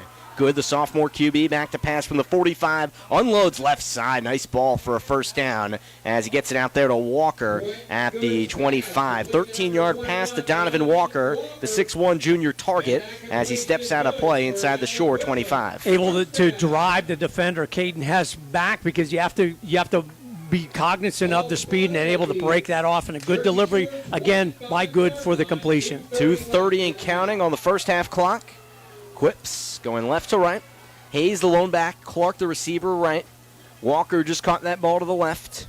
Martinez, the H-back on the left side of the formation. 1st and 10, left hash of the 25. A shotgun snap. Good, faces pressure, slings it out right side to his tight end. Incomplete on the pass intended for Williams. He was being pressured from both sides, and it's 2nd and 10 at the 25. What Aliquippa has done much better in this drive is they protected their quarterback. He gets the ball out pretty quickly, but they've given him a good, clean pocket for the most part to throw on there. Sechrist and Connor Davis both able to come around the edge to get some pressure on and force that incompletion. We talked about the size of the Quips. Jersey Shore has held up well on that defensive line against all these big guys. They certainly have, but when they stand there and pass block, they are a formidable line for sure. Play clock down to 5. It's 2nd and 10 for the Quips at the Shore 25. Left hash. In the shotgun, 2 receivers set. Good, takes the snap, back to pass, protection holds up, and he dishes it out left side for completion to the 18 to Donovan Walker. Gain of 7 for 3rd and 3 for the Quips. That short passing game, that intermediate passing game is really effective because, again, you have to watch the speed so they don't go past you, and then they're able to stop and come up and make nice completions. Clock rolling under 2 minutes in the first half. Quips remain down 10-0, but inside the Jersey Shore red zone. 3rd and 3 for the Quips at the 18, left hash. Good lines up under center. Single back set. Turns and hands off left. There's Hayes. Tries to push the pile over the 16, and it'll be a yard shy. They spot him down at the 16. Jersey Shore clogs up the interior, and 4th and a short one for the Quips. Another good job inside by Rooney and Springman on the play. Just short, less than a yard here. Obviously, we'll go for it here on 4th down. And they'll do so after they step aside for a timeout. We'll keep it here with 1:27 to go in the first half. 10-0 Jersey Shore in the state semifinals. Halftime coming up. Brandon Barker and I will break down everything and get you caught up on scores around the area. Bishop Shanahan and Bishop McDevitt were tied at last look. We will update you on that in a few minutes. One of those teams and one of these teams will play in Hershey on Thursday night at 7 to decide the 4A state title winner. 4th down, obviously, coach from Aliquippa, what is their best play? What player do you put the ball in the hands of? Maybe good at the quarterback, give him some options, whether to keep it himself, pitch it, or a late handoff. You only need a yard or so to pick up a first down and put you in goal-to-go territory. Jersey Shore's already out of the huddle. They don't like to stay on the sidelines too long. Those kids get kind of antsy when they're waiting there too long. They're already out there. The Quips break their huddle as well. They have it just outside their own 16. Need about half a yard to advance the ball and keep the drive alive. 2 in the backfield, helping good. He turns and hands off Hayes over the middle. He's got a 1st and more. Quick burst all the way to the 13, right up the left hash marks for 3. And eventually he's stampeded by Caden Hess and others. And a first down for the Quips. Went to a full house backfield there behind the quarterback, had 2 blocking backs, gave it to the running back behind. So not only the big guys up front, but 2 extra blockers as well. Quips able to pick up big first down. I believe one of those, Cameron Lindsay, he got some carries early in the year, now mostly a linebacker, but he's a big guy at 6'2".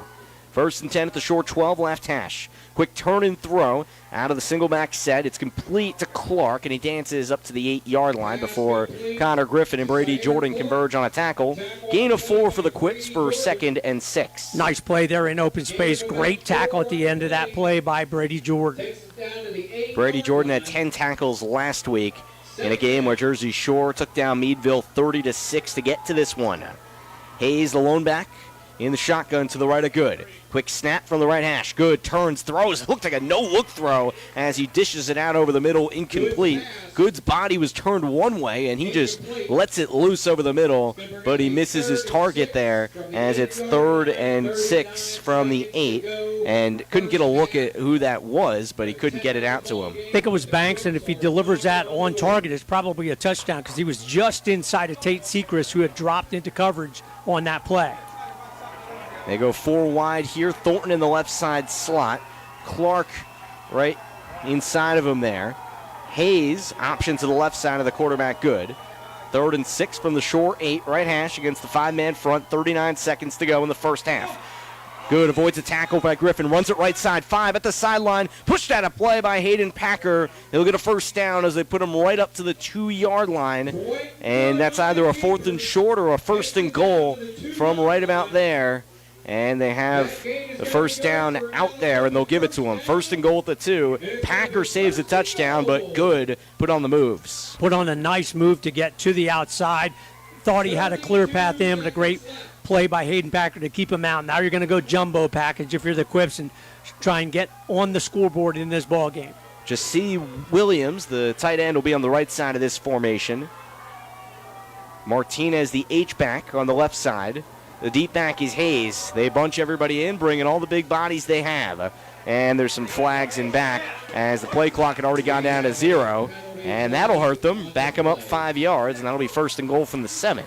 And the coach of the Quips is all the way out, almost at the hash mark. He was very upset. I'm not sure if he thought he had called a timeout, but if he did, and he does give it to him, wow, that is a super late call. The flag was already thrown. And if you can hear over the PA announcer that's speaking a whole lot, the fans underneath us are very much not happy as that timeout was granted to Coach Mike Warfield. He's the guy that's been around this game for a long time, former assistant at Central Valley. He's a star quarterback from the Quips back in the 80s, played college ball, longtime law enforcement officer, and he's had this team 46-5 in his 4 years. They're down 10-0 here at the 32-second mark of the first half. The Quips do get the ball to begin the third quarter. So Jersey Shore getting a stop here is paramount going into halftime. Obviously, the Quips want to get any kind of points on the board, but they want a touchdown to cut into that 10-point lead. Super call by Warfield. If he got the timeout in time, the referee said he did. And the Quips will have it from the right hash of the 2. Full house backfield. Hayes, the deep back. He gets the call. Turns, stacked up in the backfield. He comes up short, back of the 2. He does a bear crawl and can't get back there. No more timeouts for the Quips. They have to get right back on the ball with time ticking under 20 seconds.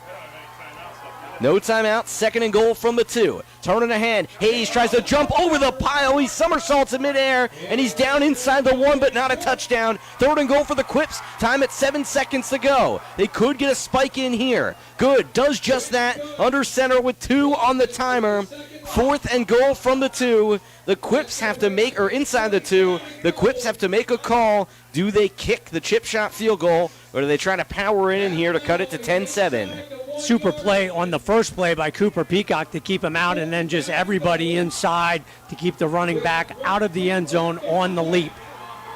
Good, the quarterback. Hayes, the deep back. Jersey Shore has its 5-man front ready to pounce. This is for halftime. Handoff, left side. Hayes, a head-first dive into the end zone. Off tackle, that's a touchdown. And the Quips cut it to 10-6. Instead of going up the middle, which is where you think they might go, they go a little bit to the outside and got just enough running lane. Literally only needed the length of a football. So obviously, huge conversion there by Aliquippa. Jersey Shore is dominated the Quips all half, but if they hit this extra point, it'll be a 3-point ball game going into the halftime break. PAT coming from Guadumante. Clean snap and hold. The left-footed kicker pops it high in the air. Does that curve through? Yes, sir. It's 10-7 in favor of Jersey Shore, but the Quips take momentum going into the locker room. We step aside for halftime here from Central Cambria High School. We come back. Brandon Barker will join me. We'll talk all about the way this first half is unfolded, and we'll get you ready for the second half of this state semifinal game here on the Bear Country Sports Network. It's that time again. Time for you to be part of the 29th Bear Country Christmas Wish. We're still accepting your letters and emails. Thanks for letting us know if you or anyone you know is having a tough time financially and can't afford holiday gifts, or if they need something special. If you haven't done so yet, now is the time. Explain the situation to us. When making a request for children, we need to know whether they're a boy or a girl, their age, and their size. We also need your name, address, and phone number, and the name, address, and phone number of the person or family you're writing about. Send your letters now to Bear Country Christmas Wish, Box 99 Avis, 17721, or your emails to Bear Country Good News, it's all one word, at gmail.com. We grant as many wishes as we can. Maybe yours will come true this year. Send your info to us by December 11th to Box 99 Avis 17721 or emails to bearcountrygoodnews at gmail.com. Be a part of the 29th Annual Christmas Wish from the Bear. What do you give the person who wants to do everything or anything? What about Masterclass? Unlimited access to online classes from the world's best. For those who want to make films like Martin Scorsese, create dishes like Gordon Ramsay, or even flow like Nas. Maybe they want to make hits like Mariah Carey, or they're looking to make history like Gloria Steinem. You know they want to, and now you know what to get them. This holiday, get one annual membership and get one for free. Go to masterclass.com/listen today. That's masterclass.com/listen. Terms apply. The Country Berry Shack in Jersey Shore is the one-stop shop for your Christmas needs. From home decor to gift giving, they've got you covered. Find your favorite brand of candles in all different varieties. They've got Row Pottery, primitive furniture, lights, village paints, curtains, tarts, diffusers, and so much more. Open weekdays 10 to 5, Saturdays 9 to 4, and Sundays 11 to 4. The Country Berry Shack, 521 Allegheny Street. A little bit of country in the heart of Jersey Shore. This week, NFL players are wearing customized cleats in honor of the causes they support through My Cause, My Cleats. Discover their stories and make their cleats yours. Text MCMC to 635-635 to hear the players' stories, bid on their custom cleats for charity, and learn more about how they're making a difference in their communities. Tune in to this week's games to see their cleats in action on the field. It takes all of us to be part of a movement for the greater good. Looking for the widest variety of delicious Italian food in our area? Then visit Santino's Italian Cuisine in Jersey Shore.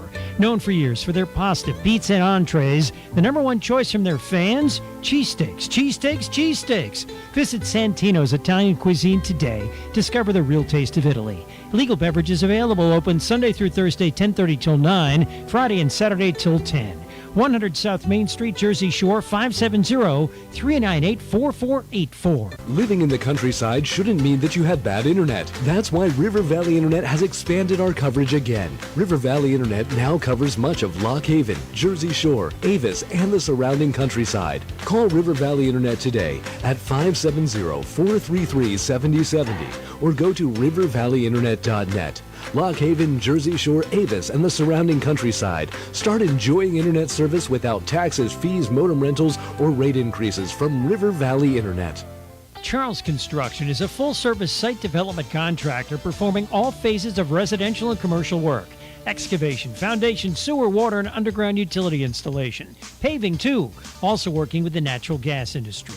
Community-oriented Charles Construction supports the Jersey Shore Bulldogs. Call today, 570-753-3595. Located in Avis, 858 East Central Avenue. Charles Construction, serving the community for the last 50 years. WQBR 99.9 FM. An action-packed first half at Central Cambria High School, and Jersey Shore is on top against the Aliquippa Quips in the 4A state semifinal game. Sam Cooperman, Brandon Barker with you on the road here in Ebensburg, and the winner of this is going to Hershey Thursday night, 7 o'clock kickoff to decide the state final. And Jersey Shore is played up to snuff thus far, but a touchdown by the Quips to end the first half certainly dampens the success that the Bulldogs had in that first 30 minutes. Yeah, it does. And look, they had the momentum on defense. They were making stop after stop after stop. That was really close for Aliquippa. I thought they didn't clock it at the right time. I thought it was 0. Stopped it at 1 second and got in the end zone, got set really quickly. Aliquippa, towards the end of that last drive, kind of just started getting back into it. They started to find their identity, make sure they can go against defense. Look, they're going to start going after Caden Hess towards the second half. He's playing 12 yards off the ball. He's going to get targeted more, even if they go inside post routes with one of their wide receivers. Yeah, and Taquai Hayes, the Quips star freshman running back, was held in check. Jersey Shore answered the bell against what our big question would be, and it's been the question throughout the playoffs. Could the Bulldogs stand up to a line that just shoots them in terms of height and weight and physicality, but not in terms of physicality, because you say height and weight, you can see that on a piece of paper, but you can't match the level of effort that a team's going to bring to the table. Jersey Shore has been there every step of the way, and until that last drive, Brandon, Jersey Shore was there. The Quips certainly let it get down to the wire as they had to spike it with 2 seconds to go, but Taquai Hayes does come across the goal line, and that cuts it to 10-7, and the Quips do get the ball to begin the third. In a moment, I think we'll go through the halftime stats, but in terms of the defense, the way Jersey Shore played, something that we were talking to the coaches about up here before we came back is the excellence of Connor Griffin at cornerback. This has to be his best game out there of the season. The junior's been spectacular. Yeah, he's step for step with the wide receiver on the outside. He's playing great coverage, being able to make sure that they're not going for that deep ball. Look, in that last drive, that's all they did was throw that deep ball. It was the same play after the same play with a couple of different routes here and there. Aliquippa is trying to catch Jersey Shore and make them make a mistake on defense. And towards that second end of that drive, they made some mistakes, except for a couple of Connor Griffin's doing a great job. They're trying to go after him.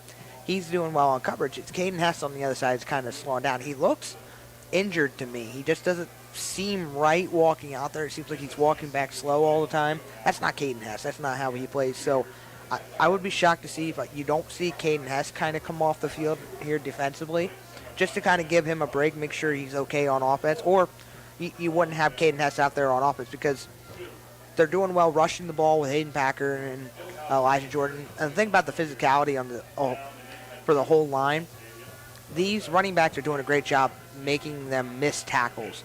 And the other thing I'm noticing, these big guys, they're 6'7", 340 pounds, some of them, but they're not wrapping up at all. They're just letting them kind of the play continue, and then Jersey Shore's just running off with it. So in the second half, I kind of more want to see Jersey Shore and them kind of attack that a little bit. Make them miss tackles. Get some screens to the outside. Try to get them off balance a little bit defensively and make those linebackers have to come out and make those plays. Like Isaiah Martinez and them in the backfield. Isaiah Martinez has had a good game at linebacker for Aliquippa today. Yeah, well, Brendan, you're holding the stat sheet, so at this point, might as well let you go through it. Let me turn our little lamp up towards you because we are in the dark upper level. We mentioned it pregame that it's going to get loud here, very jam-packed press box, and I think it was you. It was either you or Doug. I think maybe the combination of both of you. You guys kind of discovered this little attic here at the press box at Central Cambria that it's okay. Well, we got a lot of space up here. Let's just let's take this spot. Well, I said we found a ladder, and I said I'm going to go figure out what's up that ladder. We'll start offensive stats right now. Elijah Jordan's leading the way in rushing, 6 attempts for 30 yards. But Brady's got 5 for 7, and Packard's got 6 for 27. That's about over 60 yards rushing team-wise.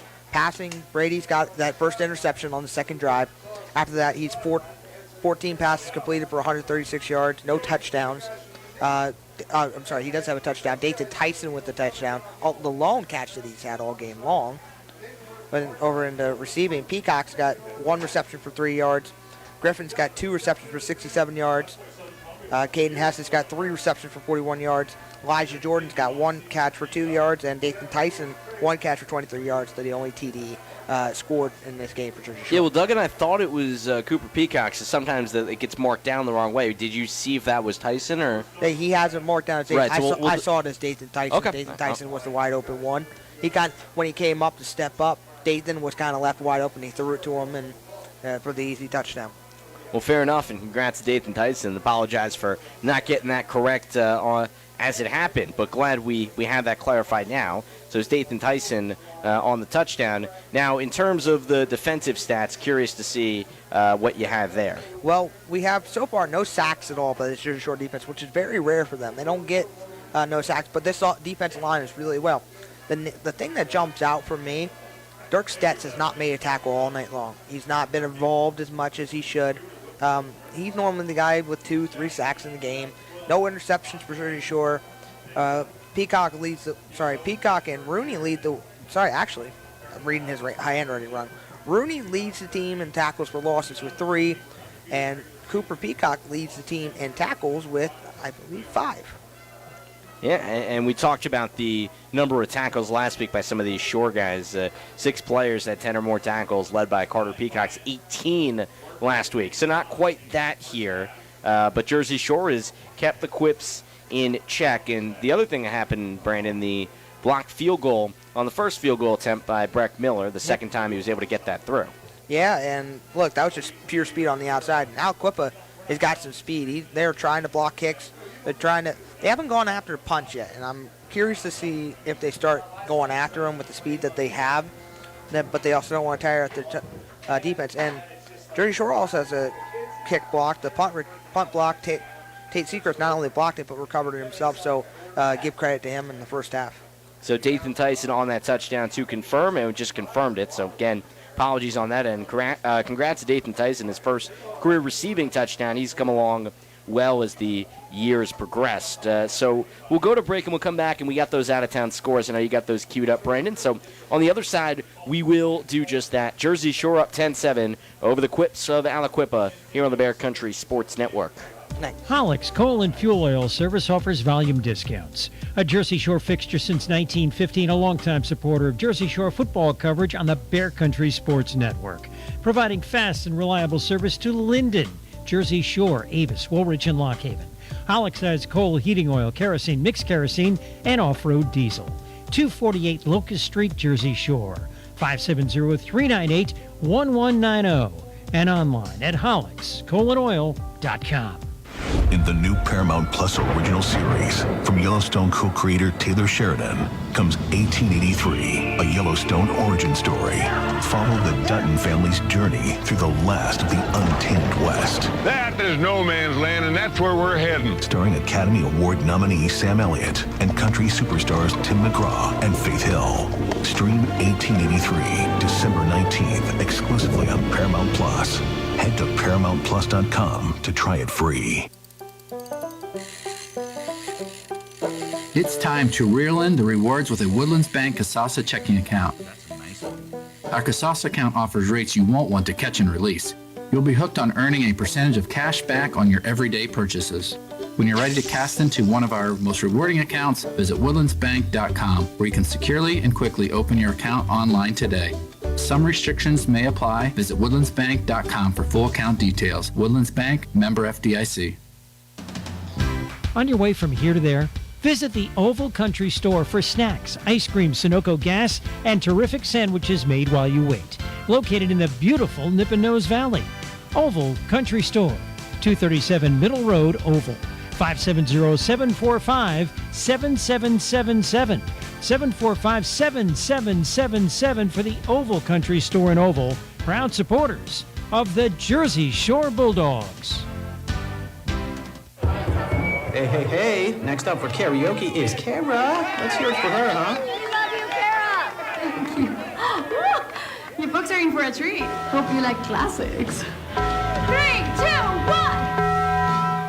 Actually, I need to leave. Where is she going? When you need a taco, you need a taco. Introducing Taco Bell's new Double Steak Grilled Cheese Burrito. At participating U.S. Taco Bell locations for a limited time only. Double the steak claim as compared to the steak quesadilla. Welcome from attorney Dance Dreyer and from Dreyer and Dieter Law Offices. Dance Dreyer, a former Bulldog football player, is joining the Jersey Shore law firm of Dreyer and Dieter, 227 Allegheny Street in Jersey Shore. The attorneys and staff are happy to support local athletics and are also available for nearly all of your legal needs. So welcome all from attorneys Mark Dreyer, Denise Dieter, and Dance Dreyer. If you haven't checked out Dreyer and Dieter Law Offices, please do. Their easy-to-remember phone number, 570-398-2020. Cutting Edge Country on WQBR. Our Jersey Shore State Bank scoreboard reads 10-7. The Jersey Shore Bulldogs up in the 4A state semifinals over the Aliquippa Quips. Sam Cooperman, Brandon Barker with you as our halftime coverage continues here from Central Cambria High School. Jersey Shore has been up the whole time. They scored a 25-yard field goal from Breck Miller, then 26-yard touchdown pass, Brady Jordan to Dathan Tyson. Quips answer with a goal line plunge from DeQuai Hayes to close the first half. And we'll go to the out-of-town scores here, Brandon, as you're looking at those right now. Let's start off with the 4A semifinal on the other side of the state, out at Coatesville. Bishop Shanahan and Bishop McDevitt. The winner of this one will get the team that comes out on top there. Yeah, let's go with Bishop Shanahan up 14-13 at halftime. That's a kind of a dream matchup for us. Bishop Shanahan versus Jersey Shore last time played was 2017. Bishop Shanahan's first ever playoff game. Yeah, 2019 is when they played, and Shore was able to win that one by a few possessions. And at that time, from memory, Bishop Shanahan was really talented, really skilled, but very young. And Jersey Shore had the experience factor. This time around, those guys on Shanahan have grown older, and that would be really exciting if that matchup were to have a repeat. Yep, and next matchup we're going to go for is 1A. The story out of Canton being in the semifinals of the playoffs, Bishop Guilfoyle, 14, Canton, nothing. Canton's got a lot of work to do in the second half. And as they're setting the same scores for us, and I'll go ahead jump ahead of them. Jump ahead of him. We don't need to hear him. Yeah, He's fine. He can do his thing. Southern Columbia 35, Northern Lehigh 7 at the half. Say that again? Southern Columbia. Okay. There, of course. All right, 6A, what do we got? 6A. Oh, that's a Saturday game. Yep, that's Saturday. That'll be Mount Lebanon versus State College. State College, in Little Nowhere, held Harrisburg to 22 yards rushing, a team that averages 130 per game. That's a really nice number. The Little Lions have had a heck of a season. The football in this area has been tremendous. Brandon, before we bring Doug on to start the second half, any last thoughts on how this one could shape up and what Jersey Shore will need to do? Well, Jersey Shore's got to be able to slow down the attack of Aliquippa. They're going to start coming on here real quickly. Offensively, I think they need to stay in shotgun with Cooper Peacock and 4 receivers. Defensively, they need to be able to play coverage. They're going to start going after them. And Caden Hess has got to get better now because they're going to start going after him here in the second half. Well, that's what will happen. Brandon will join us for postgame, and he'll be by our side throughout the second half. Bring Doug Byerly back onto the mic as Jersey Shore sends it away right to left. The 10-7 advantage for the Bulldogs. Jersey Shore in this game for the second straight year. In 2020, it was a road comeback victory, 39-35 at Lampeter Strasburg. They were down 28-21 at half. This year, Jersey Shore up 10-7 going into the third frame. And Jersey Shore will kick it away right to left. Breck Miller places the ball on the tee. And the Quips, team that won 3A in 2018, have Syer Clark on the left side to return. And on the right, it's Tyre Thornton standing at the right side numbers of the 10. Kick is up and away with the right foot. Short kick up the middle, retrieved by Clark at the 15. Takes it left side, angles left, and a beautiful open field tackle by Cooper Peacock, who holds his arms up in celebration. Got him at the 16, and that's where the Quips get it to begin the second half. You could see Aliquippa wanted to go to the wide side right in front of their bench, but super play there by Cooper Peacock.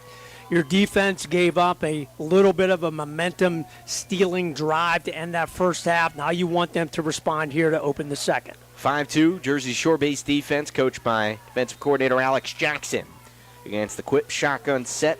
2 wide here on first down from the 16. Left hash, good, takes the snap, pump fake to get Davis out of his shoes. Off balance throw, left sideline open, man, caught at the 44, and goodbye. Past the 40, 30, 25, 10, 5, and a touchdown for the Quips. They take that one all the way in, and the Quips are now up 13-10. You can't allow your receivers to go by you, even if you think the quarterback's going to run. Exactly what happened there. The rush got in on good. He's able to get around it and saw the receiver absolutely completely open, 20 yards behind the defender. That's the type of play the Quips rely on to break the back of the defense. They get one there. They're announcing it as Dorius Moreland, 83 yards. And we'll get the PAT. Clean snap and hold. Kick is shanked with the left foot. I think that went line left. No, they'll say it curved in as it goes through by Guadu Mante. And it's 14-10 Quips coming out of the halftime locker room with some steam. And Jersey Shore is going to get this back and facing its first deficit of the game when we come back on the Bear Country Sports Network. It's time to reel in the rewards with a Woodlands Bank Casasa checking account.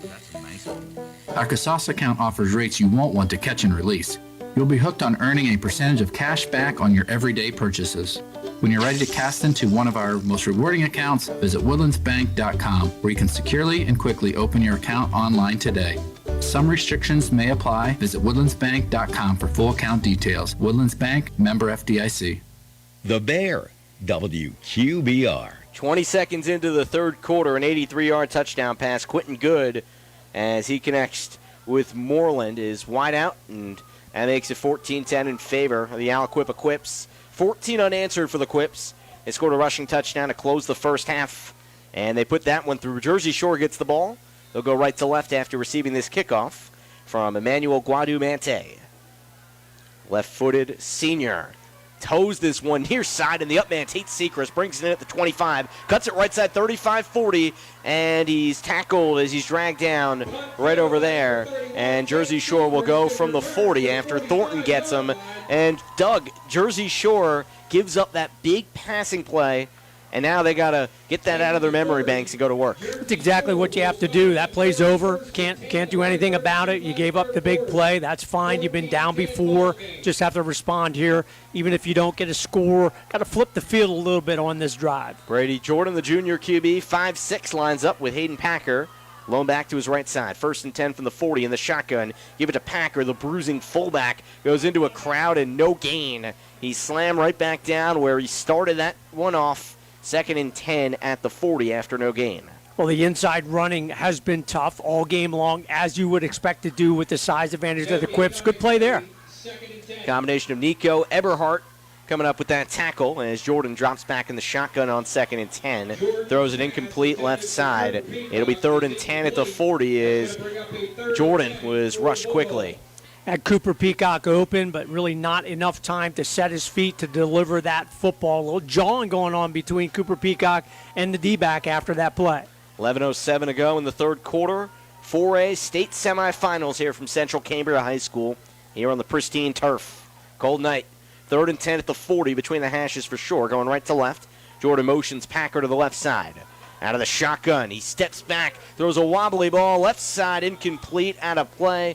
Looking for Cooper Peacock at the 35 of Aliquippa, and Syer Clark was with him stride for stride. Jersey Shore goes 3 and out on its first possession of the second half. Well, if you're the Quips, everything's gone right. You get the big dynamic play, your first play of the half, and take the lead back, and then your defense comes up big against the run and forces 2 incompletions. You're going to get the ball back. Cooper Peacock will punt this right to left. Get the long snap from Jared Palski. 2 return men for the Quips standing at their own 25. Low snap, picks it up at the feet and sends it back inside the 20 where it's picked up for Aliquippa. Return left by Banks. He breaks a tackle and he tries to cut it back right. Everybody swarms him there, and that was a bad decision. He gets piled on back at the 17. Jersey Shore gets everybody there as Banks swerved and went backwards. Really good coverage there. Under control, which is what you want your guys going down full speed to do. Break down, under control, form a wall, and that's exactly what they did. Now you need your defense to respond. You're down 4. You cannot give up another touchdown early in this third quarter. 10:46 to go here in the third quarter. Aliquippa left to right from their own 17. Quarterback Good is under center. Hayes, the deep back.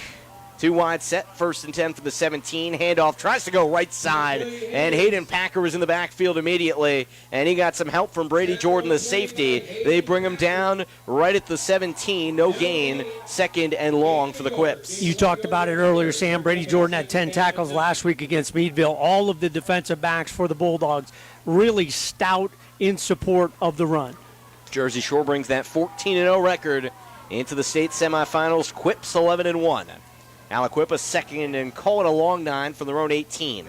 From the shotgun, Good quickly launches, throws one low, left side, incomplete. Walker couldn't haul it in at the 22 as he tried to pick that one up by the ankles. Incomplete and 3rd and long from back near the 18. Those exact type of passes are what caused the touchdown early. They've completed those, so you have to come up and support those, and Cadeness did on that. The last time, though, when Good was able to get out from the rush, that receiver then just took off down the field wide open for the touchdown. So that's what you have to guard against this offense. Quips break huddle, that beefy O-line, a lot of 6-something, 3-something guys lining up there. 10 to go in the third. They're up 4. 3rd and 9 from the 18. Good drops back to pass. Hit as he throws it right side and overthrows Clark by a few yards.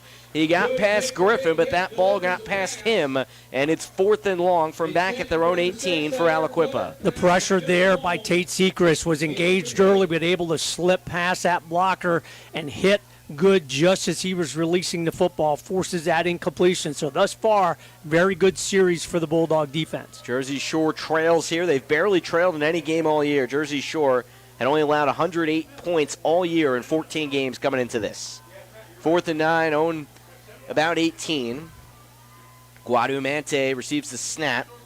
Sechrist trying to barge in, but 3 were there protecting him. Gets a clean punt that over the shoulder. Peacock grabs at his own 38. A big block by Nick Williams springs it, but a flag comes in at the end as he's upended as he runs it up the middle at the 48.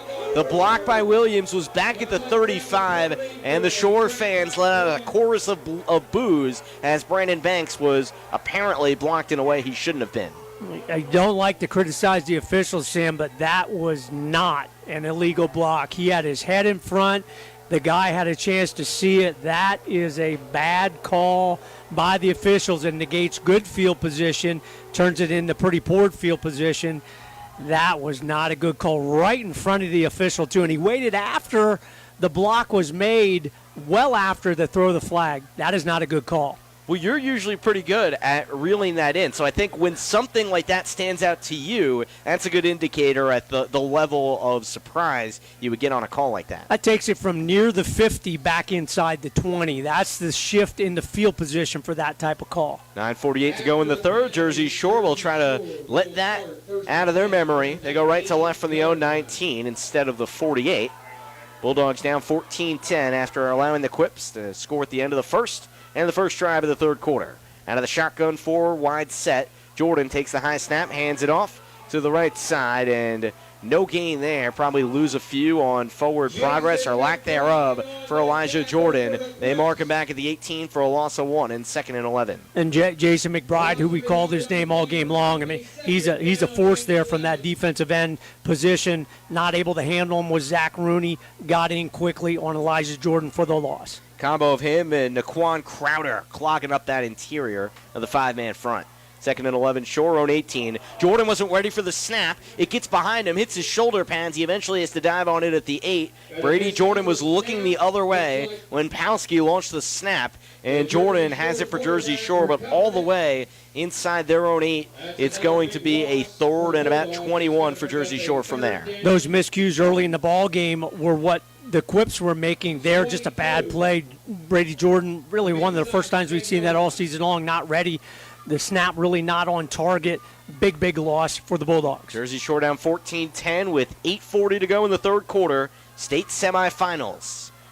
In the left hash in the shotgun set, 2x2 set. Jordan takes the snap, falls down in the end zone, steps up, rolls right, throws it to the other team. It's picked off and run to the left side for a touchdown by Cameron Lindsay. A big momentum shift for the Quips as they go up 20-10.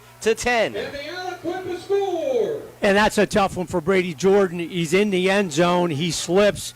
He's cognizant that he doesn't want to go down and give the safety, but then comes up, and he had some receivers open in intermediate routes. He probably just should have ran it. Then you have a chance to punt it away, but he doesn't do that, throws it right to the defender.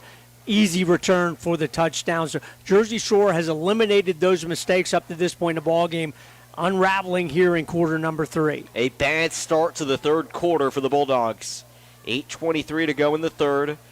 Aliquippa trying to get their tee out on the field. They toss it from the sideline, and now someone's got to be like, hey, can I walk across the line of scrimmage? I got to put this down. It's Lindsay, the guy that just ran it in. Pick 6 for the Quips. And now there's 2 on the timer. This snap is off the mark. Picked up by the holder, Clark. Runs it outside left. 10, the 5. He runs in across the pylon, but they have a flag in. So let's hold our horses, and we will see what happened. And that was interesting. If they call a timeout, and you hear that down low, they may have called a timeout. Wow. Yeah, that was nothing but good there for Aliquippa. The tee comes on the field. I didn't know you could go across the line of scrimmage, even if you asked the official to do that to get it set. That's exactly what it was. Yeah, I mean, it's like, what do you, like, guys, please, we just have to get the tee. Or can you line up the tee for us? Let's see, they're just going to back them up here. And that's, you don't want to waste a timeout on a PAT, but you go from a 10-point game to an 11-point game. That's a big change. You want to make sure you get that right. So you would think in terms of Coach Warfield, he certainly had to have been thinking about it. Oh, no question about it. Point afters are always very, very good. Would have been big if they would have given up 2 there. Here, more of a field goal length. Yeah, this is a 25-yarder. Clean snap and hold. And the kick is blocked at the line. Jersey Shore is on top of it as that low kick came off by Guadu Mante. And that'll stay at 20-10. Let's bookmark that sequence as Jersey Shore's got a 2-possession hole to climb out of. Back on the Bear Country Sports Network right after this here from Central Cambria. The best pizza in town, Domino's in Jersey Shore, with a full menu, including pizza, of course, chicken, pasta, sandwiches, breads and sides, desserts, and drinks, plus the mix and match deal, the perfect combo deal, and the week-long carry-out deal, all available online at Domino's.com. Search Domino's Jersey Shore, delivery or carry-out. Open Sunday through Thursday, 10:30 a.m. to 11 p.m. Friday and Saturday till midnight. 570-398-7000. Domino's, 1138 Allegheny Street, Jersey Shore. Cutting Edge Country on WQBR. Jersey Shore football down 20-10, 20 unanswered for the Aliquippa Quips here in the state semifinals at Central Cambria High School. Sam Cooperman, Doug Byerly with you, and Jersey Shore's fan base has come out in droves to support. And now the Bulldogs are really going to need them. They're down 10 with 8:23 to go in the 3rd. The touchdown on the pick 6 by Cameron Lindsay, but then the PAT was missed after getting backed up. Guadu Mante misfired on it. And here is the left-footed senior who squibs it right side. If you let this ball go, it might go out of play. It does not. It stays in play.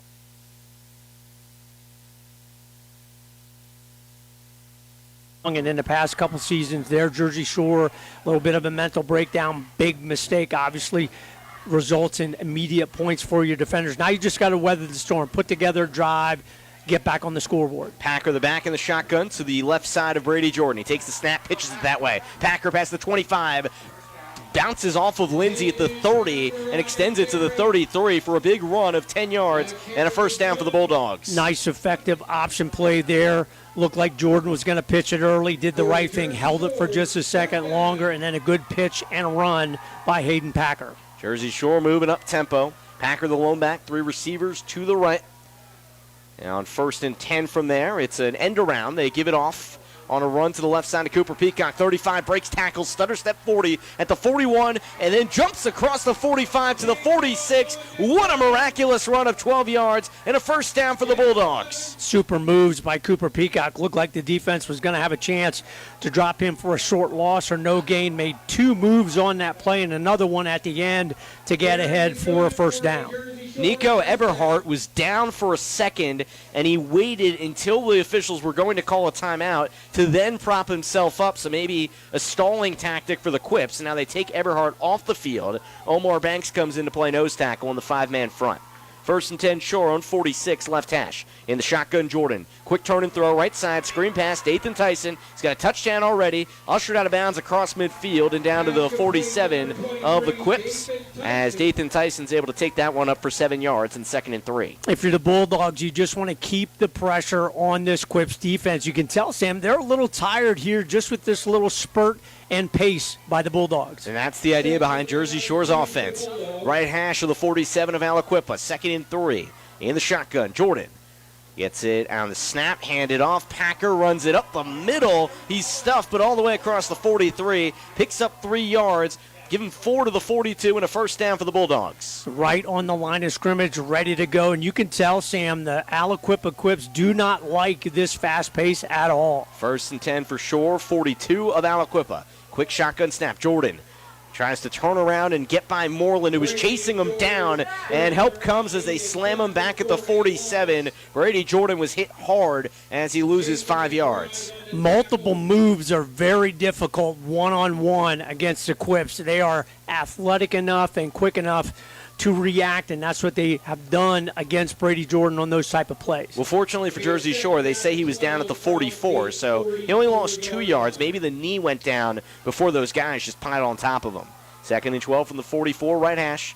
Jersey Shore in the shotgun. Jordan throws a high pass, tipped left side. It was off the hand of his receiver, Peacock, and nearly intercepted by Clark, who was charging in and would have had a pick 6 if he caught that ball. It goes to a 3rd and 12 for Short, the 44. Dangerous type of plays always are those lateral type passes, but man, you have to get that out there on a line, and that one sailed on Brady Jordan coming out of his hand. 6:36 mark of the 3rd quarter, 20-10 Aliquippa here in the state semifinals. Jersey Shore in the home orange tops, the home team in this 4A game. Extra blocker is Sechrist to the right. It's 3rd and 12 from the 44. In the shotgun, Jordan hurried and throws it low and incomplete to the right sideline, looking for Hess as King, the defensive end, was on his grill in a hurry. Really nice play there by Jonathan King, because if Brady Jordan can get around him, he has enough time to take a look down the field and deliver a good football. King did not give him that time at all and forced the rush throw for the incompletion. Cooper Peacock to receive the long snap from the 45. He stands at his own 45. Clark and Thornton back to return. The ball sails to the right side to hash marks. Picked up at the 7 by Clark, and he tries to charge left after avoiding some tackles to the right. He's got some room around the left end at the 20, 25-30. He's moving up the left sideline, and he's got room. Across midfield, down to the 40, to the 30, to the 20, to the 10, to the 5, and he's called in before he gets in, and now he is in. That's a long return for a touchdown. Call that one 93 yards, and the Quips bring the lead to 26-10. Went all the way around the defense, reversing field. Looked like there was going to be an illegal block against Connor Griffin, but give credit to the Quips player. He held off of that block to give his running back enough time to get around. That's just a great athletic play by Aliquippa. Nothing else you can say. You talk about some of the most impressive comebacks in Shore program history. You look back to 2019 against Pottsville.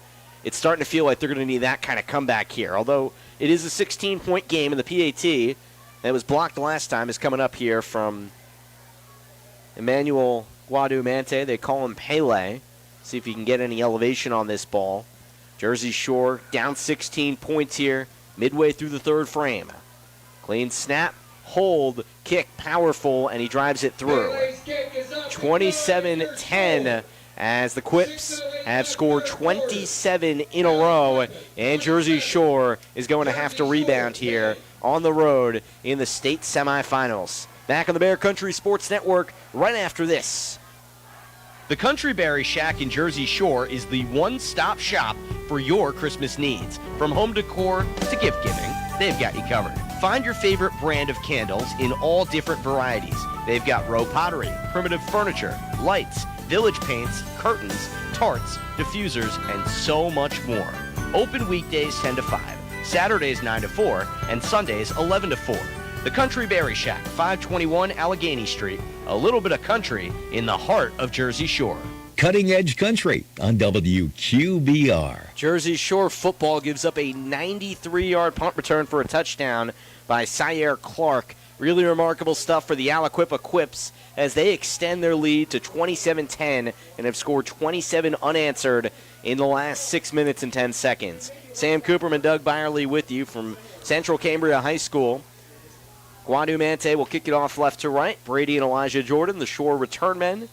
And Jersey Shore is going to need a spark plug right now as the air has been let out of the balloon, seemingly. Low kick, bounces right sideline. It tails out of play and hits the marker at the 10. Jersey Shore gets a break there. They get to start at the 35.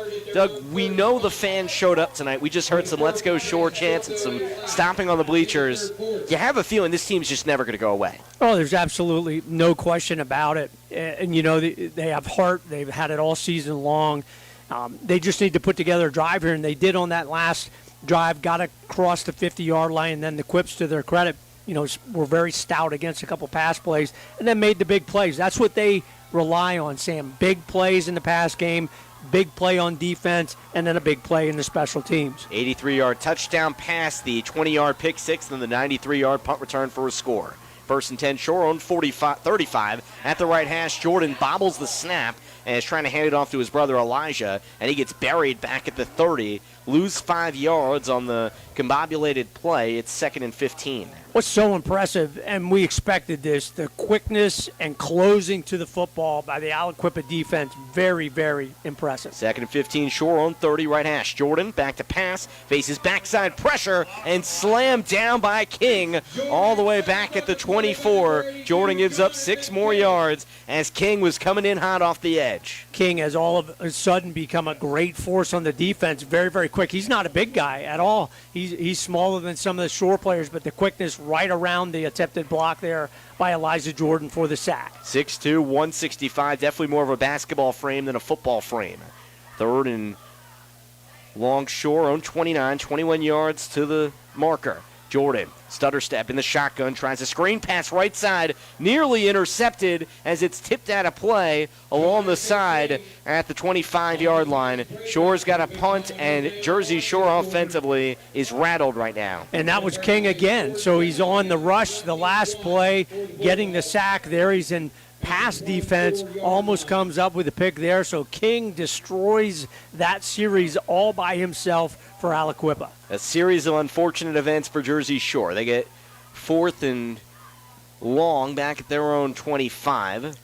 Punt sent away by Cooper Peacock with the right foot, tumbles in the air, gets inside the 40, picked up by Clark at the 38. This time he's slammed down all the way back. See what they call it. They call it the 31, and he's taking a moment to get up.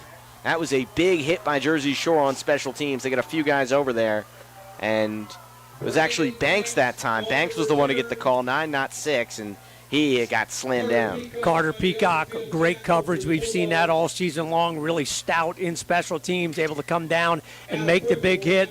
Jersey Shore, you're looking for a spark in this series. You hope it comes from your defense. Jersey Shore going left to right.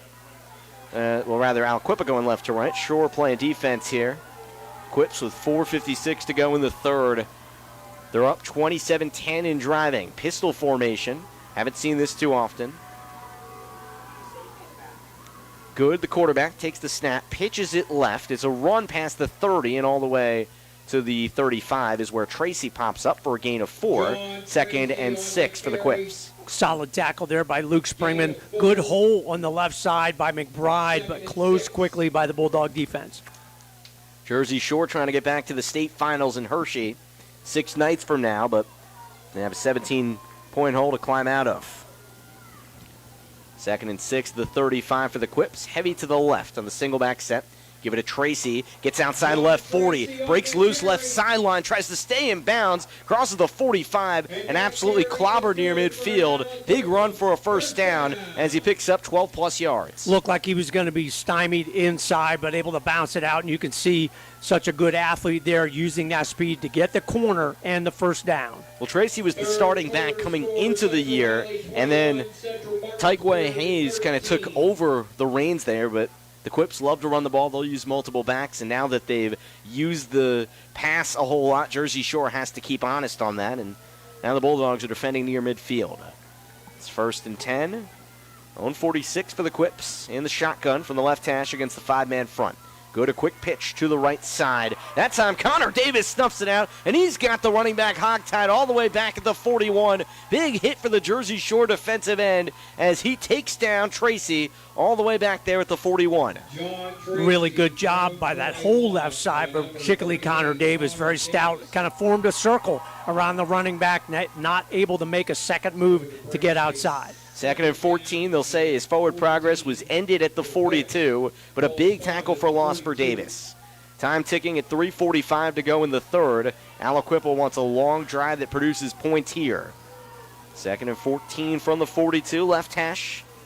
Single back set. Good turns and play fakes. He's pressured. Backfield swung down by Sechrist at the left hash marks of the 29. Loss of 13. Big for Jersey Shore. And it's 3rd and very long. 3rd and 27 from back there.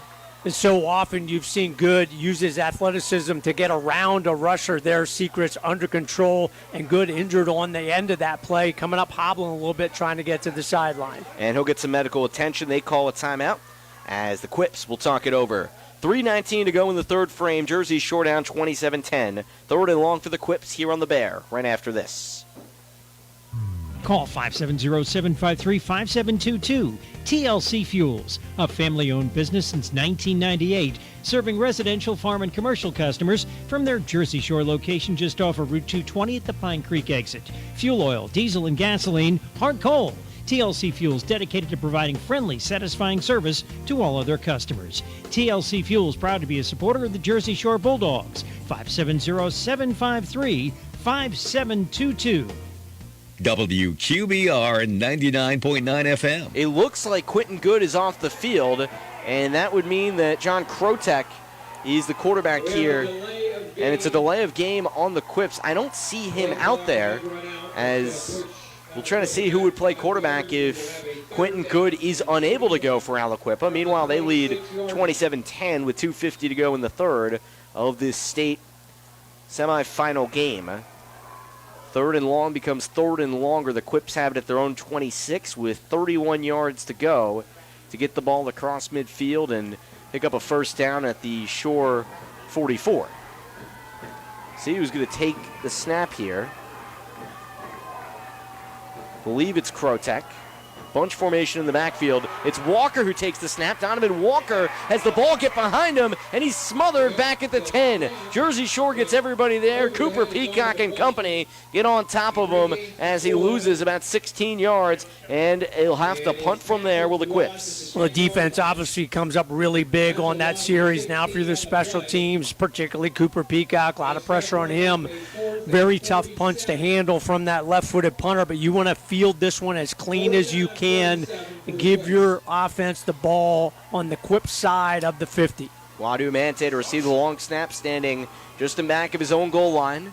Shore's got Peacock returning at midfield, runs it out left, and he goes rugby style as he slips up and lets that one go out of bounds on the far sideline.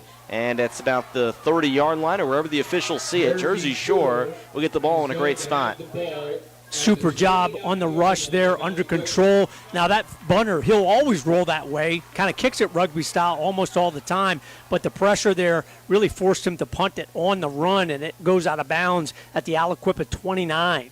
So Jersey Shore is put in a good spot. Bulldogs need to make up 17 points. 1:40 to go in the third. Out of the shotgun, Shore tries to take a quick snap, and whistles come in first. Have to see if a timeout was called. No signal yet. I think maybe they didn't have the ball set for some reason.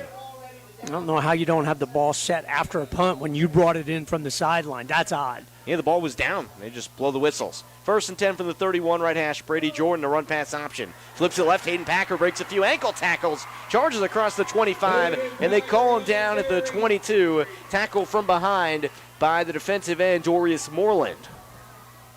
And that was a touchdown-saving tackle by Moreland, too. If he doesn't get Packer, he's in for the score. Now make it 2nd and 2 from the 23. Jordan trying to roll right out of the shotgun, and another pre-snap whistle. I don't know what we're doing out here, guys. We got whistles that have confused everybody on back-to-back plays. Jersey Shore wants to move up tempo, but the officials keep blowing it dead. Well, that works for Jersey Shore, actually. They call an offsides on the defense, and they pick up the first down. So the Bulldogs say, never mind, we're good. They'll get the ball up at the 17, going 1st and 10, right to left. 17 points to make up, 1:15 in the third still. And Brady Jordan to take a shotgun snap and a 4-wide set against the 5-man front. Rolls right, keeps it, charges past the 15, and is smushed at about the 14 or the 13. Big hit by the big fella, Jason McBride, after he picks up 2 or 3 for 2nd and 7. You're just asking your players, make decisive movements, whatever they are. Don't hesitate.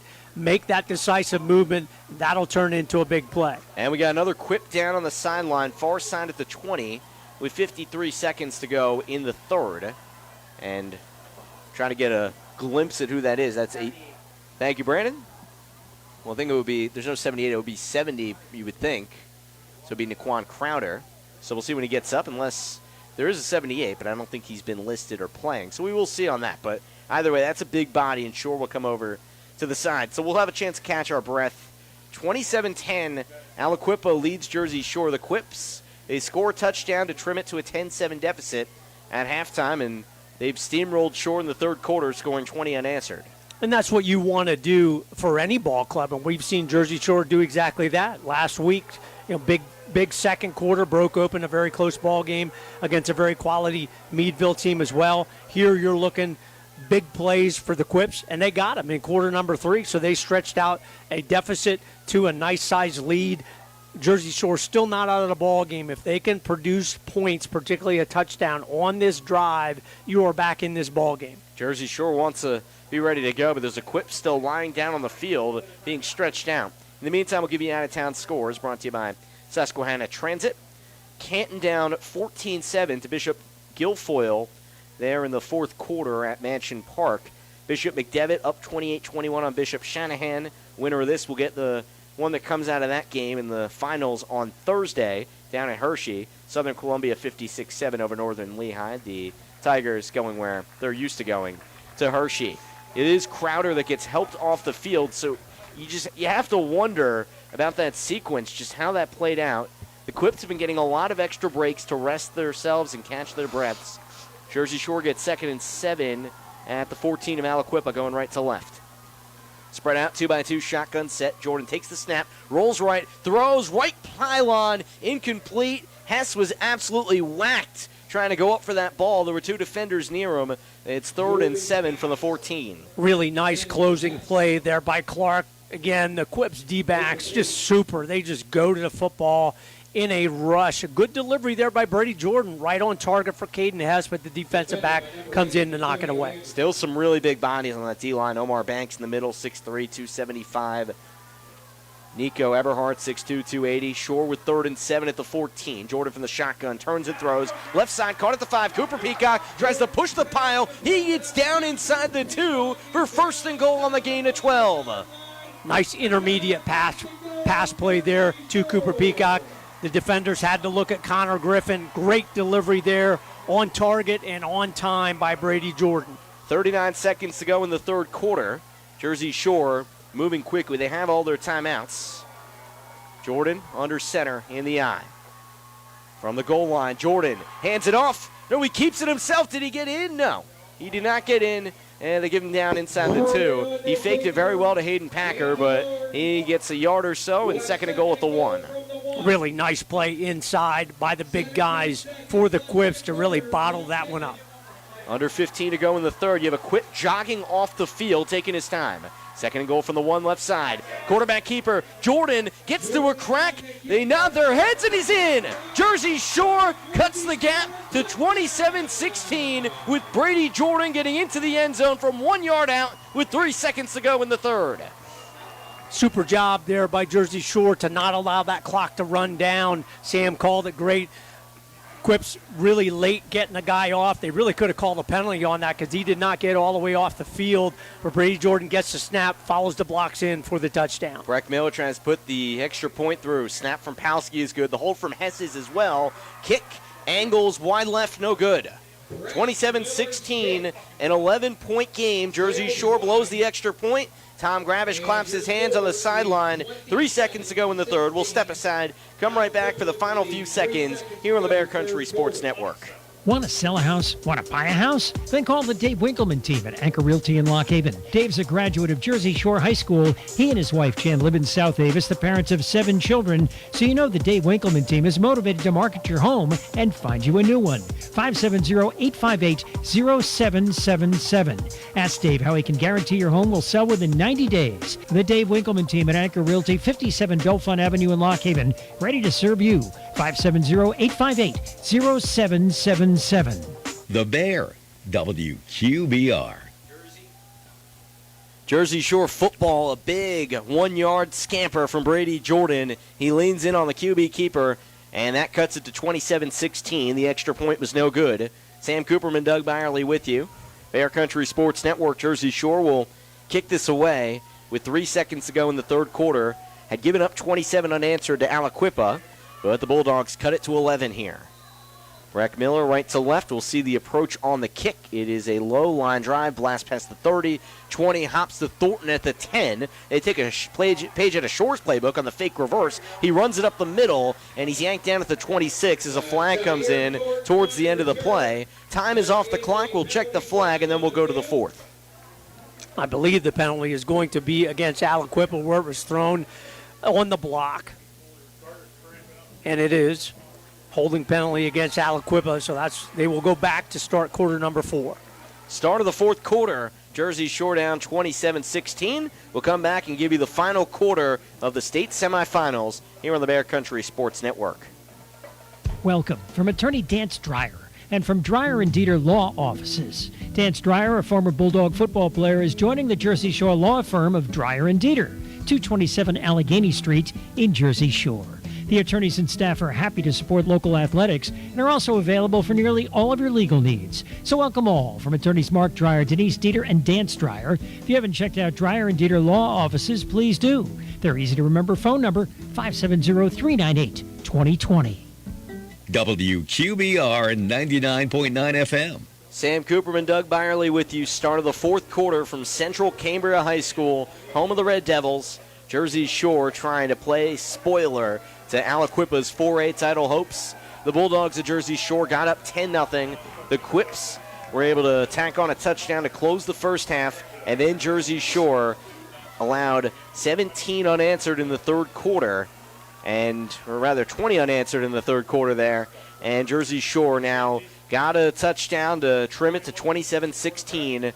We got the start of the fourth quarter upcoming right now. You just want to keep the pressure on. If you're the defense, do what you did the last series. Push them back. Use that special teams to get a shorter field. Turn it into points. 1st and 10, Quips 0-9. Looks like Good is back in the game. He's under center. Martinez behind him in the offset eye. Handed off. It is Good that is back in the game. He hands it off to Tracy. It looks like he's running laterally left side past the 10. Cut out of bounds near the 15 as Jersey Shore has 2 defenders, Hess and Peacock, tumble into each other. Big run for John Tracy to get him a first down on the run to the 14-yard line. Caden Hess comes up a little banged up on that play. He's going to come off to the sidelines. Going to be replaced by Nick Williams. Misspoke, meant the 19-yard line. That's 10 yards. And Nick Williams out at corner. He's gotten some experience there this year. Coach is mentioning up here, Caden may have been cramping up, so he'll get some rest on the side. 1st and 10, Quips on 19, left hash. In the offset eye on 1st and 10. It's a pitch right. Tracy tries to juke right, nowhere to go. Smushed down back at the 18, drop him back a yard. Jersey Shore gets over there, and it looks like Carter Peacock out in the backfield. Make it for a 2nd and 11 at the 18. Connor Davis stout against the run on the corner, forcing him back inside. Big hit there by Carter Peacock. Quips take a long huddle up. Dirk Stetz gets credit there. Stetz, a guy that Coach Warfield for the Quips pointed out to me when we spoke this week. A lot of playmakers on that Jersey Shore defense, and they're going to need them to come up here. 2nd and 11 from their own 18 for the Quips. 4A state semifinal game. Good, the sophomore QB to take the shotgun snap. Options, Tracy to his right hip, 2 wide set.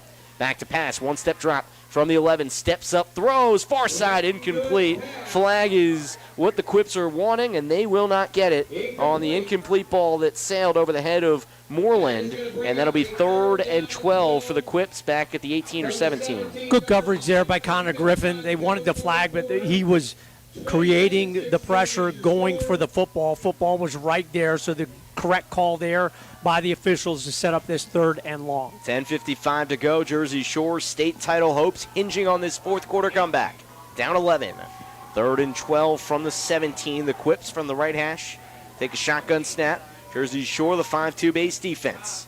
Lane snap, good. Back to pass from the 10. Hit as he throws, uncorks one up the seam, and an all-out catch is made by Clark at the 40. He goes head over heels for a 1st down on the big hitter for the Quips. That takes him up to the 37-yard line. Absolute perfect throw on the dime, and then a great catch at the end. We've seen Connor Griffin, Caden Hess make those there. Looked like it was going to be overthrown, but he stretched out, made a super catch for the big 1st down. 56 yards for the Quips. They get up to the 37, and that's 1st and 10 for the Aliquippa Quips. 3A title winners in 2018. Couple overtime losses in the last 2 years. Trying to take down Shore here to go to Hershey on Thursday. 1st and 10 for the Quips, left hash of the 37. Good under center. Turns and hands it off. This time it's Hayes, the freshman, back in the game. Past the 30, dances past the 20, 15, 10, 5, and up the hash marks at 37-yard touchdown for the freshman. Tyquay Hayes extends the Quips lead to 33-16. That's the first time we saw all game the Quicks have a clean running lane through the middle of the Jersey Shore defense, so maybe that defense a little deflated after the big play on 3rd down. They give up that rushing lane, and you can see why that freshman running back is so good, outruns everybody pretty easily for the touchdown. 33-16 in favor of Aliquippa. They can tack on another right here. Emmanuel Guadumante. Clark to hold. Waiting on the snap. Comes in. This is clean. Shore brings pressure. Kick is up. Kind of a duck, but it squeaks through just over the crossbar. 34-16. Aliquippa brings the lead to 18. 10-13 to go. Jersey Shore in a 3-possession hole here on the Bear Country Sports Network. Bulldogs get it back when we come back. Penn Strategies is proud to serve the borough of Jersey Shore and communities throughout Pennsylvania by helping them in finding funding solutions for important projects. Penn Strategies wishes the best of luck to the Jersey Shore Bulldogs as they march to the district and state championships. Contact Jason Fitzgerald and Penn Strategies today for more information on how they can assist your local community or organization. 570-337-2028 or email Penn Strategies to info@pennstrategiespa.com. WQBR 99.9 FM. Jersey Shore football gives up the 37-yard touchdown run after the 56-yard pass play, and Aliquippa is up 34-16. The most the team has scored against Jersey Shore all year. Sam Cooperman, Doug Byerly with you from Central Cambria High School. Jersey Shore gets the ball as the ball will be sent in right to left. The Quips, one of the most storied programs in this state, 18 times WPIAL champs, kicking off, and Jersey Shore's got to get going. If you look at the defense of Jersey Shore, they've really played very well all game long. Big plays, though, for the Quips the difference thus far. Left-footed squib kick, bounces right side inside the 20, rolls to the 15, where it's picked up by Brady Jordan, and he just steps out of bounds across the 25 and the 26. He was pushed out by Thornton, and Jersey Shore will go left to right. Bulldogs got to move up tempo, something they're well-versed in, with 10:09 to play. Really thought the momentum had shifted up until that big pass play on 3rd and long, and just an absolutely great throw, but a better catch at the end by the Quips receiver, setting up the touchdown run. Zaire Clark, the senior, he was on that 2018 title team, came up huge. 1st and 10, Jersey Shore, own 26. Single back shotgun set. Brady Jordan shakes himself off, takes the snap from the shotgun, takes his time, slings it out, little intermediate route across the 30. Completion made there, and it's caught by Griffin. They'll call it the 32 for a gain of 6, 2nd and 4. Like that intermediate route, hopefully that'll set up maybe a give and go where you go deep after faking it for that slant type pass for a big play. Nick Williams out on the field in the right side slot along with Cooper Peacock. Caden Hess that way as well. Griffin the lone man left. 2nd and 4 Shore from the shotgun at the 32. Jordan takes his time, slings it out right side for a first down to the 38. Diving catch by Cooper Peacock for 6. And the Bulldogs move the sticks. Quick to see the adjustment there by Brady Jordan. His initial target, Williams, was covered. Able to look at that second target, Cooper Peacock, for the completion. 9.5 to play. Jersey Shore down 18 in the state semifinals. 1st and 10 on 37, right hash. Jordan takes the snap, steps up, avoids the king rush, throws it left side, jumping catch. Did Griffin bring it in? Yes, he did, at the 35-yard line of Aliquippa. Fantastic catch at the end of that play. He was held on that play, was Connor Griffin. Defender had a hold of his jersey, still able to get his hands up, and a great throw by Brady Jordan. 28-yard completion, third explosive catch for Griffin tonight. Twins each way for Shore. 1st and 10, 35 of the Quips. Jordan takes a shotgun snap, rolls to the right, pressured, hit as he throws, and chucks it out of play. The rush was coming in hot from Dorius Moreland. Brings up a 2nd and 10 for Shore at the 35. Connor Griffin, you mentioned, Doug, that he was tangled up there. He's had a massive game on both sides of the ball tonight. Really has played super using those great hands. He may be even better than Caden Hess in going up and getting the ball at the absolute apex of the throw. 9:08 to play. 2nd and 10, Shore left hash of the 35 of Aliquippa. Cooper Peacock from the left side, slot in motion. Jordan keeps it. Design run over right guard and smothered from behind at the 33. That's the big fella, Jason McBride, 6'4", 325. Crunches the Shore 5'6" quarterback. You know, McBride, he kind of looks overweight, but I tell you what, he's a very, very good athlete and very quick for a guy of that size. 3rd and 7, Jersey Shore. 32 of Aliquippa between the hashes. Shore down 18's got to get moving. Jordan takes the shotgun snap, rolls out right. Time, slings it over the middle, nearly intercepted by Lindsey, who had a pick 6 earlier. Was looking for Williams in the slot and over the seam and just couldn't get it there. 4th and 7, Shore at the 32. Yeah, that's a tough throw. He had Williams open just initially, but if you don't deliver that immediately and on a line, the defender will have a chance to get it. It's exactly what happened there. Shore was up 10-0 with 2 seconds to go in the first half. The Quip since then, 34-6 run. 4th and 7, Shore, 32 of Aliquippa between the hashes and the shotgun. Jordan, time in the pocket, dumps it off over the middle, needs Griffin to get a first down, and he does. He threw it short of the sticks, but Connor Griffin burst his way up to the 24 for 8 yards. Huge for the Bulldogs. On the slant pass, Connor Griffin saw where he needed to get, really put on a nice burst of speed at the end of that play.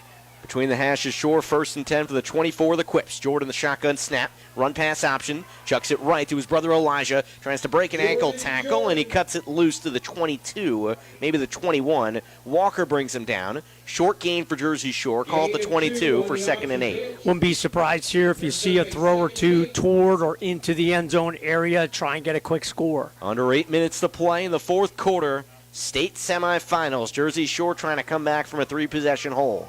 Jordan to take the snap.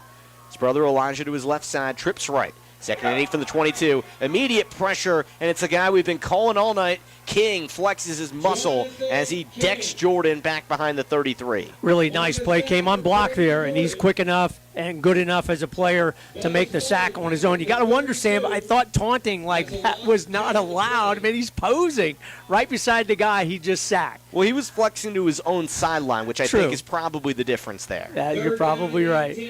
3rd and 18 short, the 33 of Aliquippa, and Tom Gravish wants a timeout. 7:18 to go, 34-16, Aliquippa. We'll go through the out-of-town scores and also want to give a shout-out to Jersey Shore State Bank, sponsoring our scoreboard update. They've been great in the playoffs the last 2 years. We really appreciate them. Visit jssb.com for your banking needs and more information on their products and services. We'll have the out-of-town scores here. Bishop Guilfoyle up 14-7 on Canton, fourth quarter in Mansion Park. Canton, the only other unbeaten District 4 team this season. Fourth quarter, Bishop McDevitt up 28-21 over Bishop Shanahan. The winner of that faces whoever comes out of this fourth quarter alive. Southern Columbia 56-14 slammed Northern Lehigh in their 2A state semifinal game, and that's where we are. State College plays tomorrow at 1 o'clock at Mansion Park in 6A. 3rd and 18 Shore at the 33 of Aliquippa. From the right hash, Jordan takes a shotgun snap. Hitchison throws. Left side, jump ball near the goal line. Incomplete. There were two defenders around Connor Griffin, and the Bulldogs were lucky that didn't get intercepted. It's 4th and long for Jersey Shore back at the 33. You know, and Jersey Shore's a little bit hampered here. Caden Hess, we saw that he was having some troubles early. He's not running full speed at all, so they really are limited. He's still in the ball game, maybe trying to be a decoy a little bit, but he can't run full speed down, so you're a little one-sided trying to go to Connor Griffin or Cooper Peacock on the left side. Zach Rooney out at right tackle here. Tyson to his right, along with Hess. 4th and 18, 33-yard line of Aliquippa. Right hash, Jordan, shotgun pass, throws it right side, hits the turf, incomplete. Looking for Cooper Peacock, and King is pumped up. I think there is a flag out there on the far side, so we will check that. But as of now, that's a turnover on downs for the Bulldogs. And the big sack set up that 4th and long. Very late flag there coming out right in front of the Quip sidelines. We will wait and see. This Jersey Shore team believes it could beat anybody. And they pick up the flag. Yep. Fans groan beneath us. They've been awesome tonight, these fans. They've come out here, braved the cold at Central Cambria, talking about mid-30s, brisk winds of West Pennsylvania. And Jersey Shore is down 18 still with 7:06 to go. Aliquippa, a long drive, can just about ice this one. There's still plenty of time, but if they have a long drive and they run the ball the way they want to, they have a great chance to wrap this up. No question about it. All they want to do is run the football, get a couple first downs, don't put the ball on the turf. Their quarterback, Good, was banged up. He's come back into the game. Martinez behind him in a fullback slot, and he hands it off right. It looks like Hayes gets the call on first down from the 32. Stacked up back at the line, maybe lost half a yard as Jersey Shore swallows the running back up. It's 2nd and 10 for the Quips from the 32. Super job there. Zach Rooney, Dirk Stats, we've called their name all season long, really stout against the run. And they were, again, on that play. Connor Davis, the defensive end, comes off the field for Jersey Shore. So you have to wonder what they're looking for as far as a defensive line. The Quips obviously are going to take as long as they need to on that line. They're just trying to burn this clock right now. They move Carter Peacock on the left side of the D-line. Cooper Peacock moved up to a linebacker. 2nd and 10 for the Quips from the 32. It's a pitch right, off tackle. Hayes has room, 1st and more across the 40, and crashes down at the 47 into a crowd of Bulldogs. Run for the freshman of 15 yards, and the Quips do what you just said, Doug. They move the sticks. First time we've really seen that pitch play work. The first time we saw it on the touchdown run where they ran up inside and got an alley. There they got the space directly to the outside to turn that into an easy first down conversion. Well, speaking with the Quips radio broadcaster, he mentioned that the running back, Hayes, he's got all these gaudy stats because he's getting into the second level of the defense every time he touches the ball. Another prime example of it there. Cameron Lindsay, the H-back, has moved to the left side. Single back set with Good under center. Hayes behind him. Pitches left on 1st and 10 for the 47. Makes a cut inside. Gets back to the line of scrimmage, and that's it. As Jersey Shore clogs up the middle. and Sechrist and company get over to him. It's 2nd and 10 for the 47. Yeah, sometimes the stats are really revealing, and the points are what everybody pays attention to. But against the run, play-by-play, other than the touchdown run, the Bulldogs really have played well against the rush game of Aliquippa. Yeah, in terms of touchdowns this half, you have the punt return for a touchdown, 93 yards. You have the pick 6 by Cameron Lindsay. A lot of plays like that. Jersey Shore has stood the test defensively, but is down 34-16 with about 5 to go. Offset eye to the right on 2nd and 10 from the 47. John Tracy, a beautiful spin move, runs it left side across midfield. Cooper Peacock closes in and wraps him up at the 42. John Tracy put on the moves. He picks up the first down as he runs that to the other side of the field on the run of 11 yards. And that's hard to defend against. He's completely bottled up. Jersey Shore is in pretty good position, and then just a super quick spin move, gets outside, picks up 10-plus yards. Really can't really defend that against most teams. Jersey Shore doesn't there. 4:55 to go, and Jersey Shore has 2 timeouts still to use. Quips break huddle. Clock stopped at 4:55 for the first down. And good under center from the left hash. Takes the single back set. Runs it outside right, does Tracy. Tracy spins past Peacock, spins past more tacklers, and finally brought down at the 34. John Tracy elusive and a gain of 9 yards. 2nd and 1 for the Quips. You can see why he is an excellent running back. Those spin moves really at full speed are the difference. He doesn't slow down at all to make that move, and the defender just can't stay in place to make the tackle. In the backfield, Isaiah Martinez with them. They use one blocking back. It's been Cameron Lindsay and Isaiah Martinez swapping spots there for the Quips. They move Martinez to the right side. Good, the sophomore composed quarterback trying to lead his team to the state finals. They're 4 and change from doing that, up 34-16 over Jersey Shore. On 2nd and 1 from the 34, they give it to Tracy, just sprints up the middle and crashes down at the 31. He's got a first down, and the Quips can really burn some more time, and Jersey Shore has to figure out the ways to use its timeouts. Yep, you just grind it out if you're Aliquippa, and they've done exactly that. Their running backs are really, really impressive. You have Hayes, the freshman. You have Lindsay, who's really done a nice job, and you have a quarterback who's banged up, still doing a good job in this ball game. The Quips have won 10 in a row, looking to make it 11 in a row, and they've just been able to come back in some big spots. We're down 14-0 against McKeesport 2 weeks ago. Trailed Shore 10-0 heading into the final minute of the first half. Here they get 1st and 10 at the Shore 34 right hash. I formation for good. Turns and hands it off right. There's Hayes into a crowd, gets to the 30, that's it.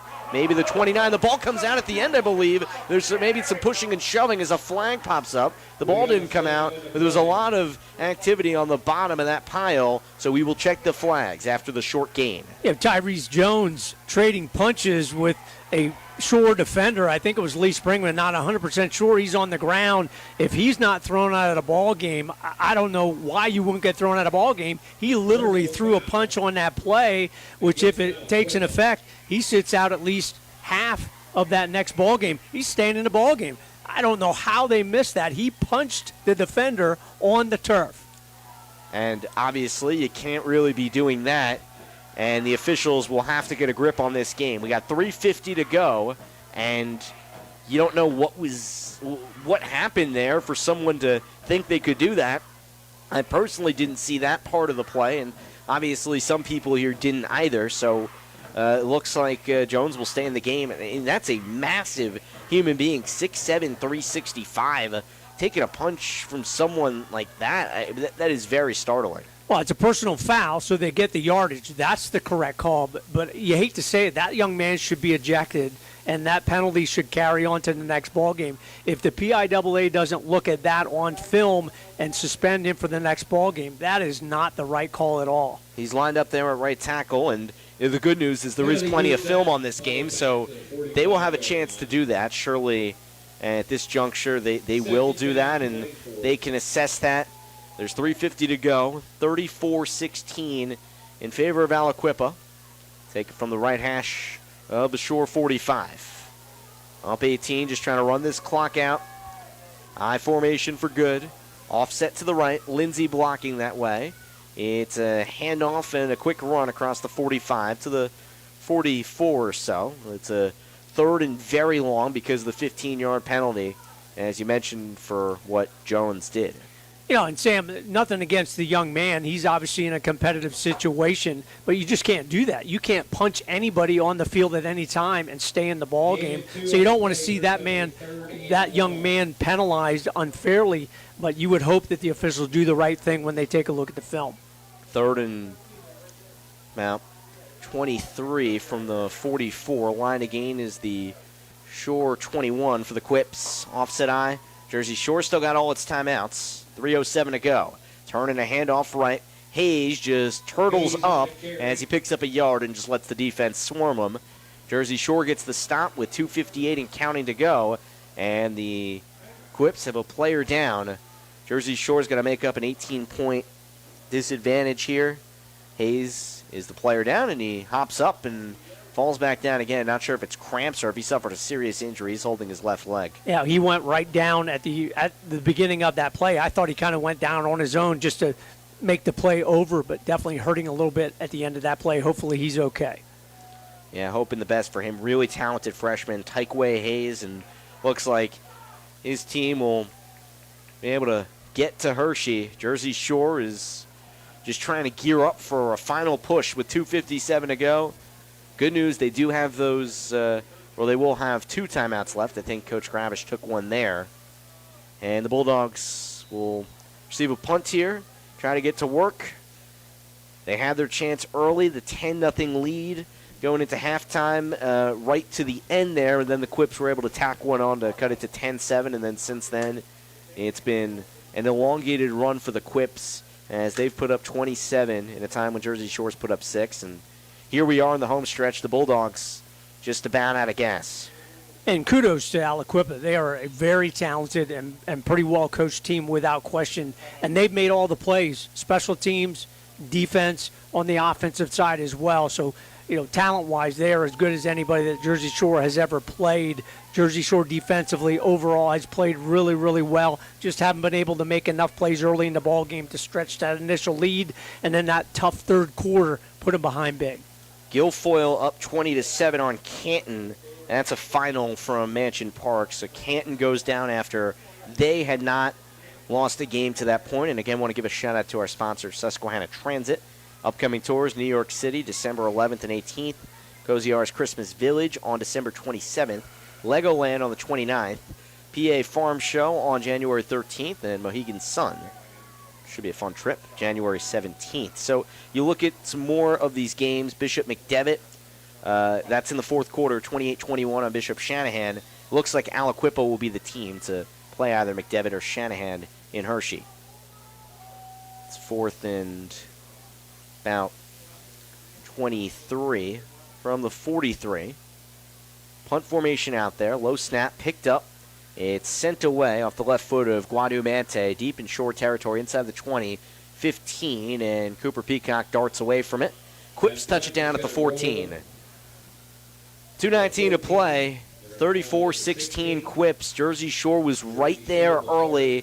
It slipped away, and the Bulldogs, one last push here. 2 timeouts, 18 points to make up. Going to need some big plays, and they're going to need them right now. Big play. Quarter last week was quarter number 2 for Jersey Shore. Here, turn the tables. Big play, quarter number 3 for the Quips, giving them the big lead. Hayden Packer out there with Jersey Shore's Brady Jordan in the shotgun. 1st and 10, turns and throws right side at the 15. Caden Hess dances past a couple defensive backs and hit from behind at the 23. And down he goes there. Call it the 24. He's about 2 yards shy of the line to gain for 2nd and 2 after the 8-yard gain. Nice play there by Jersey Shore. You can still see Caden Hess definitely laboring a little bit, something with the leg. Under 2 to go. 2nd and 2 from the 24. Jordan in the shotgun, looks both ways, throws over the middle, incomplete ball. Cameron Lindsay threw down Cooper Peacock after the incomplete pass. It's 3rd and about 2 or 3 there from the 23. We got 1:50 to play. Jersey Shore just trying to finish strong here. Down 34-16 in the state semifinals to the Quips. Trying to get the ball to the playmakers, Cooper Peacock, Connor Griffin, Nick Williams. One receiver right out of the shotgun. Jordan throws that way, looking for Hess, but it's picked off, and running into the end zone, it's Clark for a pick six. And that puts this one on ice. Syer Clark jumps the route, and into the end zone he goes. And that'll make the final score look even more in the Quip's favor, 40-16. Oh, we talked about that. The defensive backs for Aliquippa, just so good. It's kind of what you see on Saturdays for college and in the NFL. They break on the football. The ball was on target for Caden Hess, but just a little bit late. The defender, great instincts, able to come in. Easy pick six for the score. Point after still to come. The guy they call Pele, Emmanuel Guadu Mante, will try to stick this one through with the left foot. Quip's got to get one more guy out on the field, and Mike Warfield's record will go to 47-5, a really remarkable run. The Quip's head coach has had.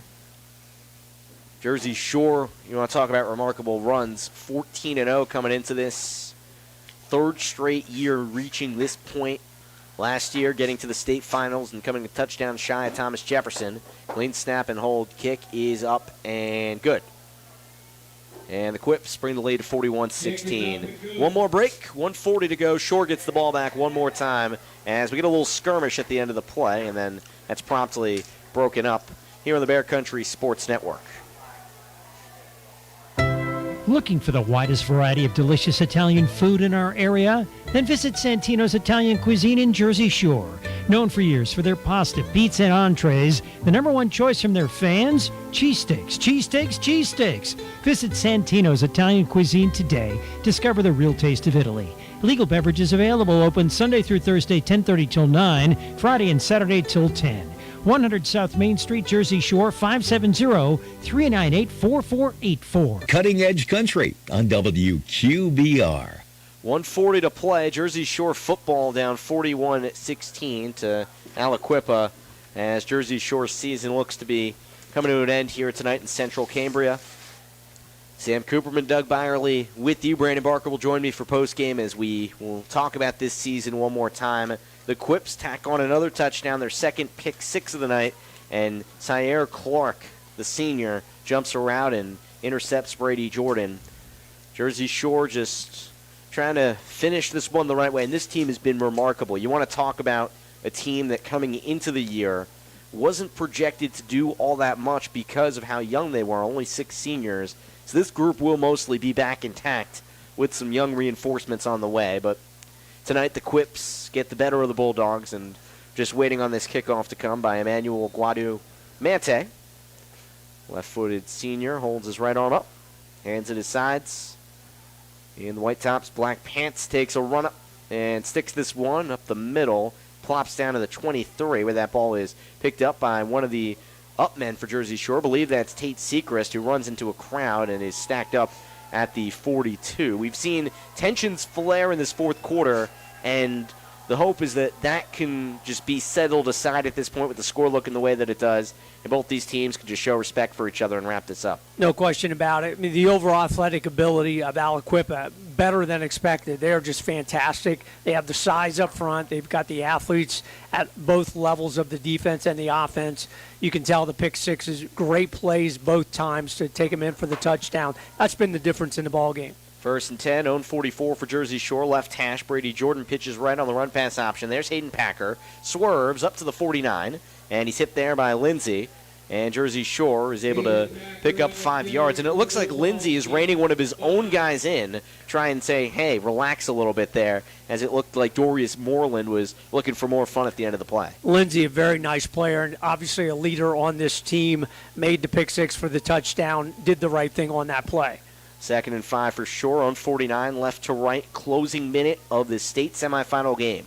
From the shotgun, Jordan looks left, floats it up the left sideline, looking for Peacock and can't get it there as 2 defenders are around him, and it's tipped away inside the 30, and that comes back to a 3rd and 5 back out at the 49. So often a play like that against most other opponents is going to be one-on-one, but the Aliquippa defensive backs in the middle of the field are so quick, and they recognize what's going on, and they can get in and turn that into double coverage on the throw. 3rd and 5, shotgun set from the 49. Jordan rolls to the right, throws, looking for Hess. Can't bring it in. Almost picked off by Walker, but incomplete, and Clark pats Hess on the back. Really nice show of sportsmanship by one of the seniors on the quips. 4th and 5 for the Bulldogs from just behind midfield. And surely a frustrating night for Caden Hess. You can tell he's definitely limping a little bit. Hamstring or some kind of leg issue has been with him all game long, but he stayed in their offense and defense throughout the ball game. 47 seconds to go. Right hash to the 49. 4th and 5 for sure from there.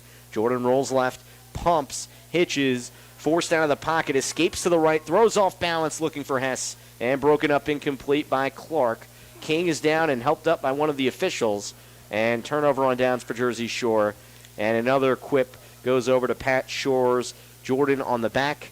Again, credit to Omar Banks because we had the punch before, and that will be settled, but a lot of these quips showing great sportsmanship tonight. They certainly have. A couple kneel downs here is going to end this one.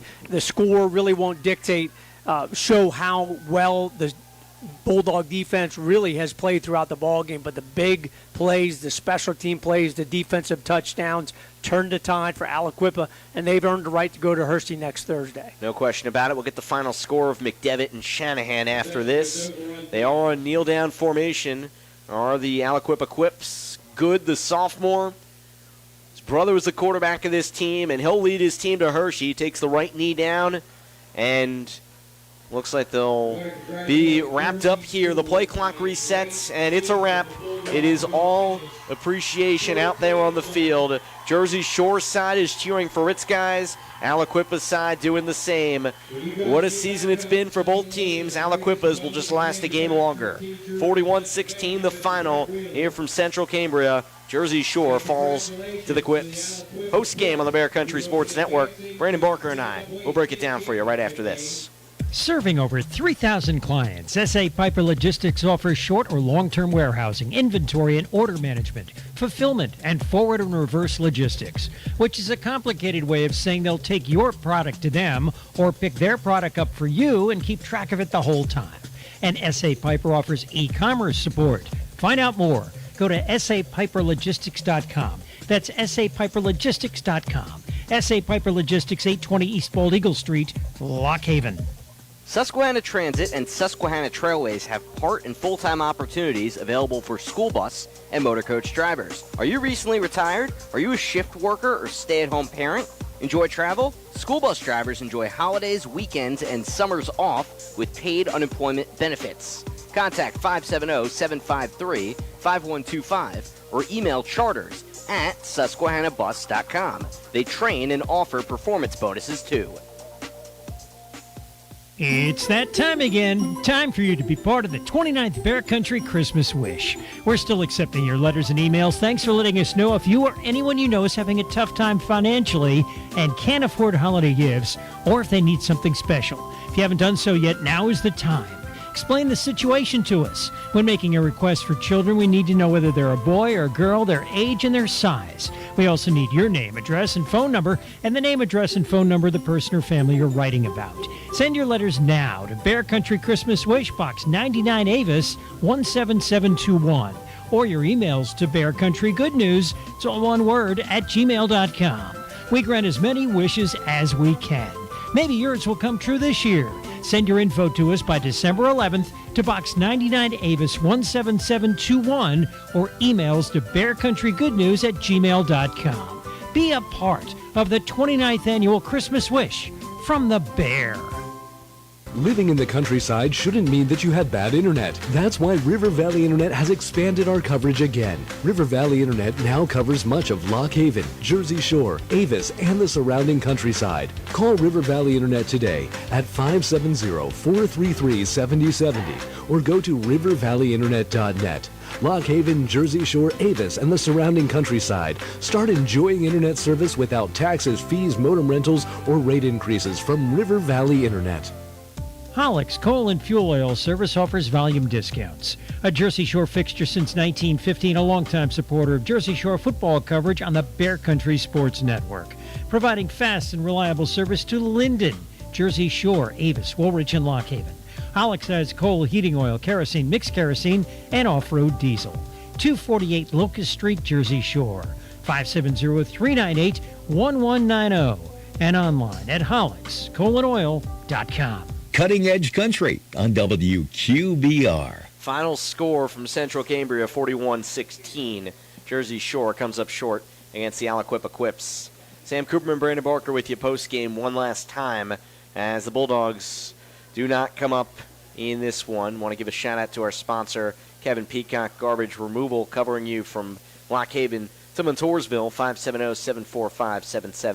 570-745-7730. Find them at 1585 Wells Road in Williamsport. And give a shout-out to Carter, Cooper Peacock. Carter, this was his last game. Cooper will be here next year. And Shore, they return all but 6 players from this team. This will be a loaded team again next year, a 14-1 season, but they were hoping to make it 16-0. The Bulldogs do not get there. Brandon, you look at this game, and 41-16 is going to say, wow, Aliquippa really handled them. And in the second half they did, to be sure.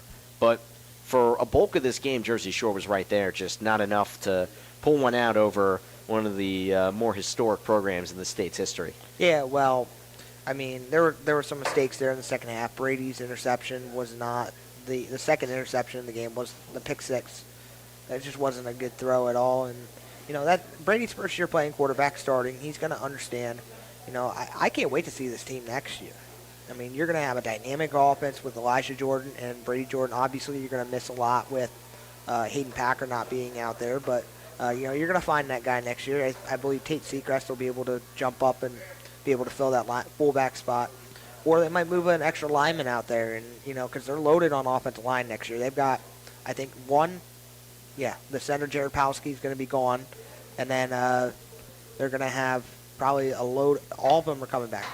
All offensive linemen that are on this roster are going to come back. Yeah, Palski will be back. He's a junior. The only lineman they're going to lose is Steinbacher, the left tackle, and you have to credit a kid coming from running back, coming into the program, and they convert a 5'10", 180-pound kid to go up there, and he blocked very well this year.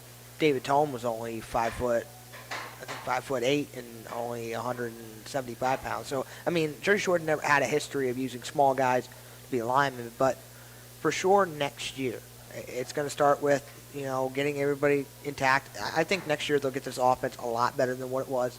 Offensive line's coming back. Running backs are coming back. Wide receivers, Nick Williams, I want to see how he progresses this year. I think he's going to be, kind of like Hayden Hess. He's going to be that guy with the deep ball. Connor Griffin comes back. A lot of these guys just come back, and it's also a defense to be loaded. We saw Dathan Tyson make some plays, defensively and offensively. We saw linebacker-wise. The only thing you're going to lose is those 2 linebackers, Carter Peacock and Hayden Packer. But there's some improvement with Stone Seacrest, and he's going to probably be the one who's going to take over that linebacker group next year. You go from sophomore to a junior in the case of Dathan Tyson, Nick Williams, some of those guys. I mean, Tate Seacrest, he had what probably, if you go from start to finish, what was the play of the night when he had the block punt early in the first half. The sophomore who's just been a wrecking ball on defense. Connor Davis, salute to him. Over 100 tackles for him this year as defensive end, and he almost caught a touchdown for Jersey Shore at tight end, and he had a spectacular year, filling in on the O-line when they needed it. The Bulldogs getting help in so many ways. But to quickly break down just the way this game unfolded, it was 10-7 going into halftime. Jersey Shore gave up that touchdown to close the half. Certainly some questionable dealings as to how the Quips had that time on the clock, but it's a moot point. They go into the third quarter, the Quips get the ball, and they're able to get the big passing play 20 seconds in.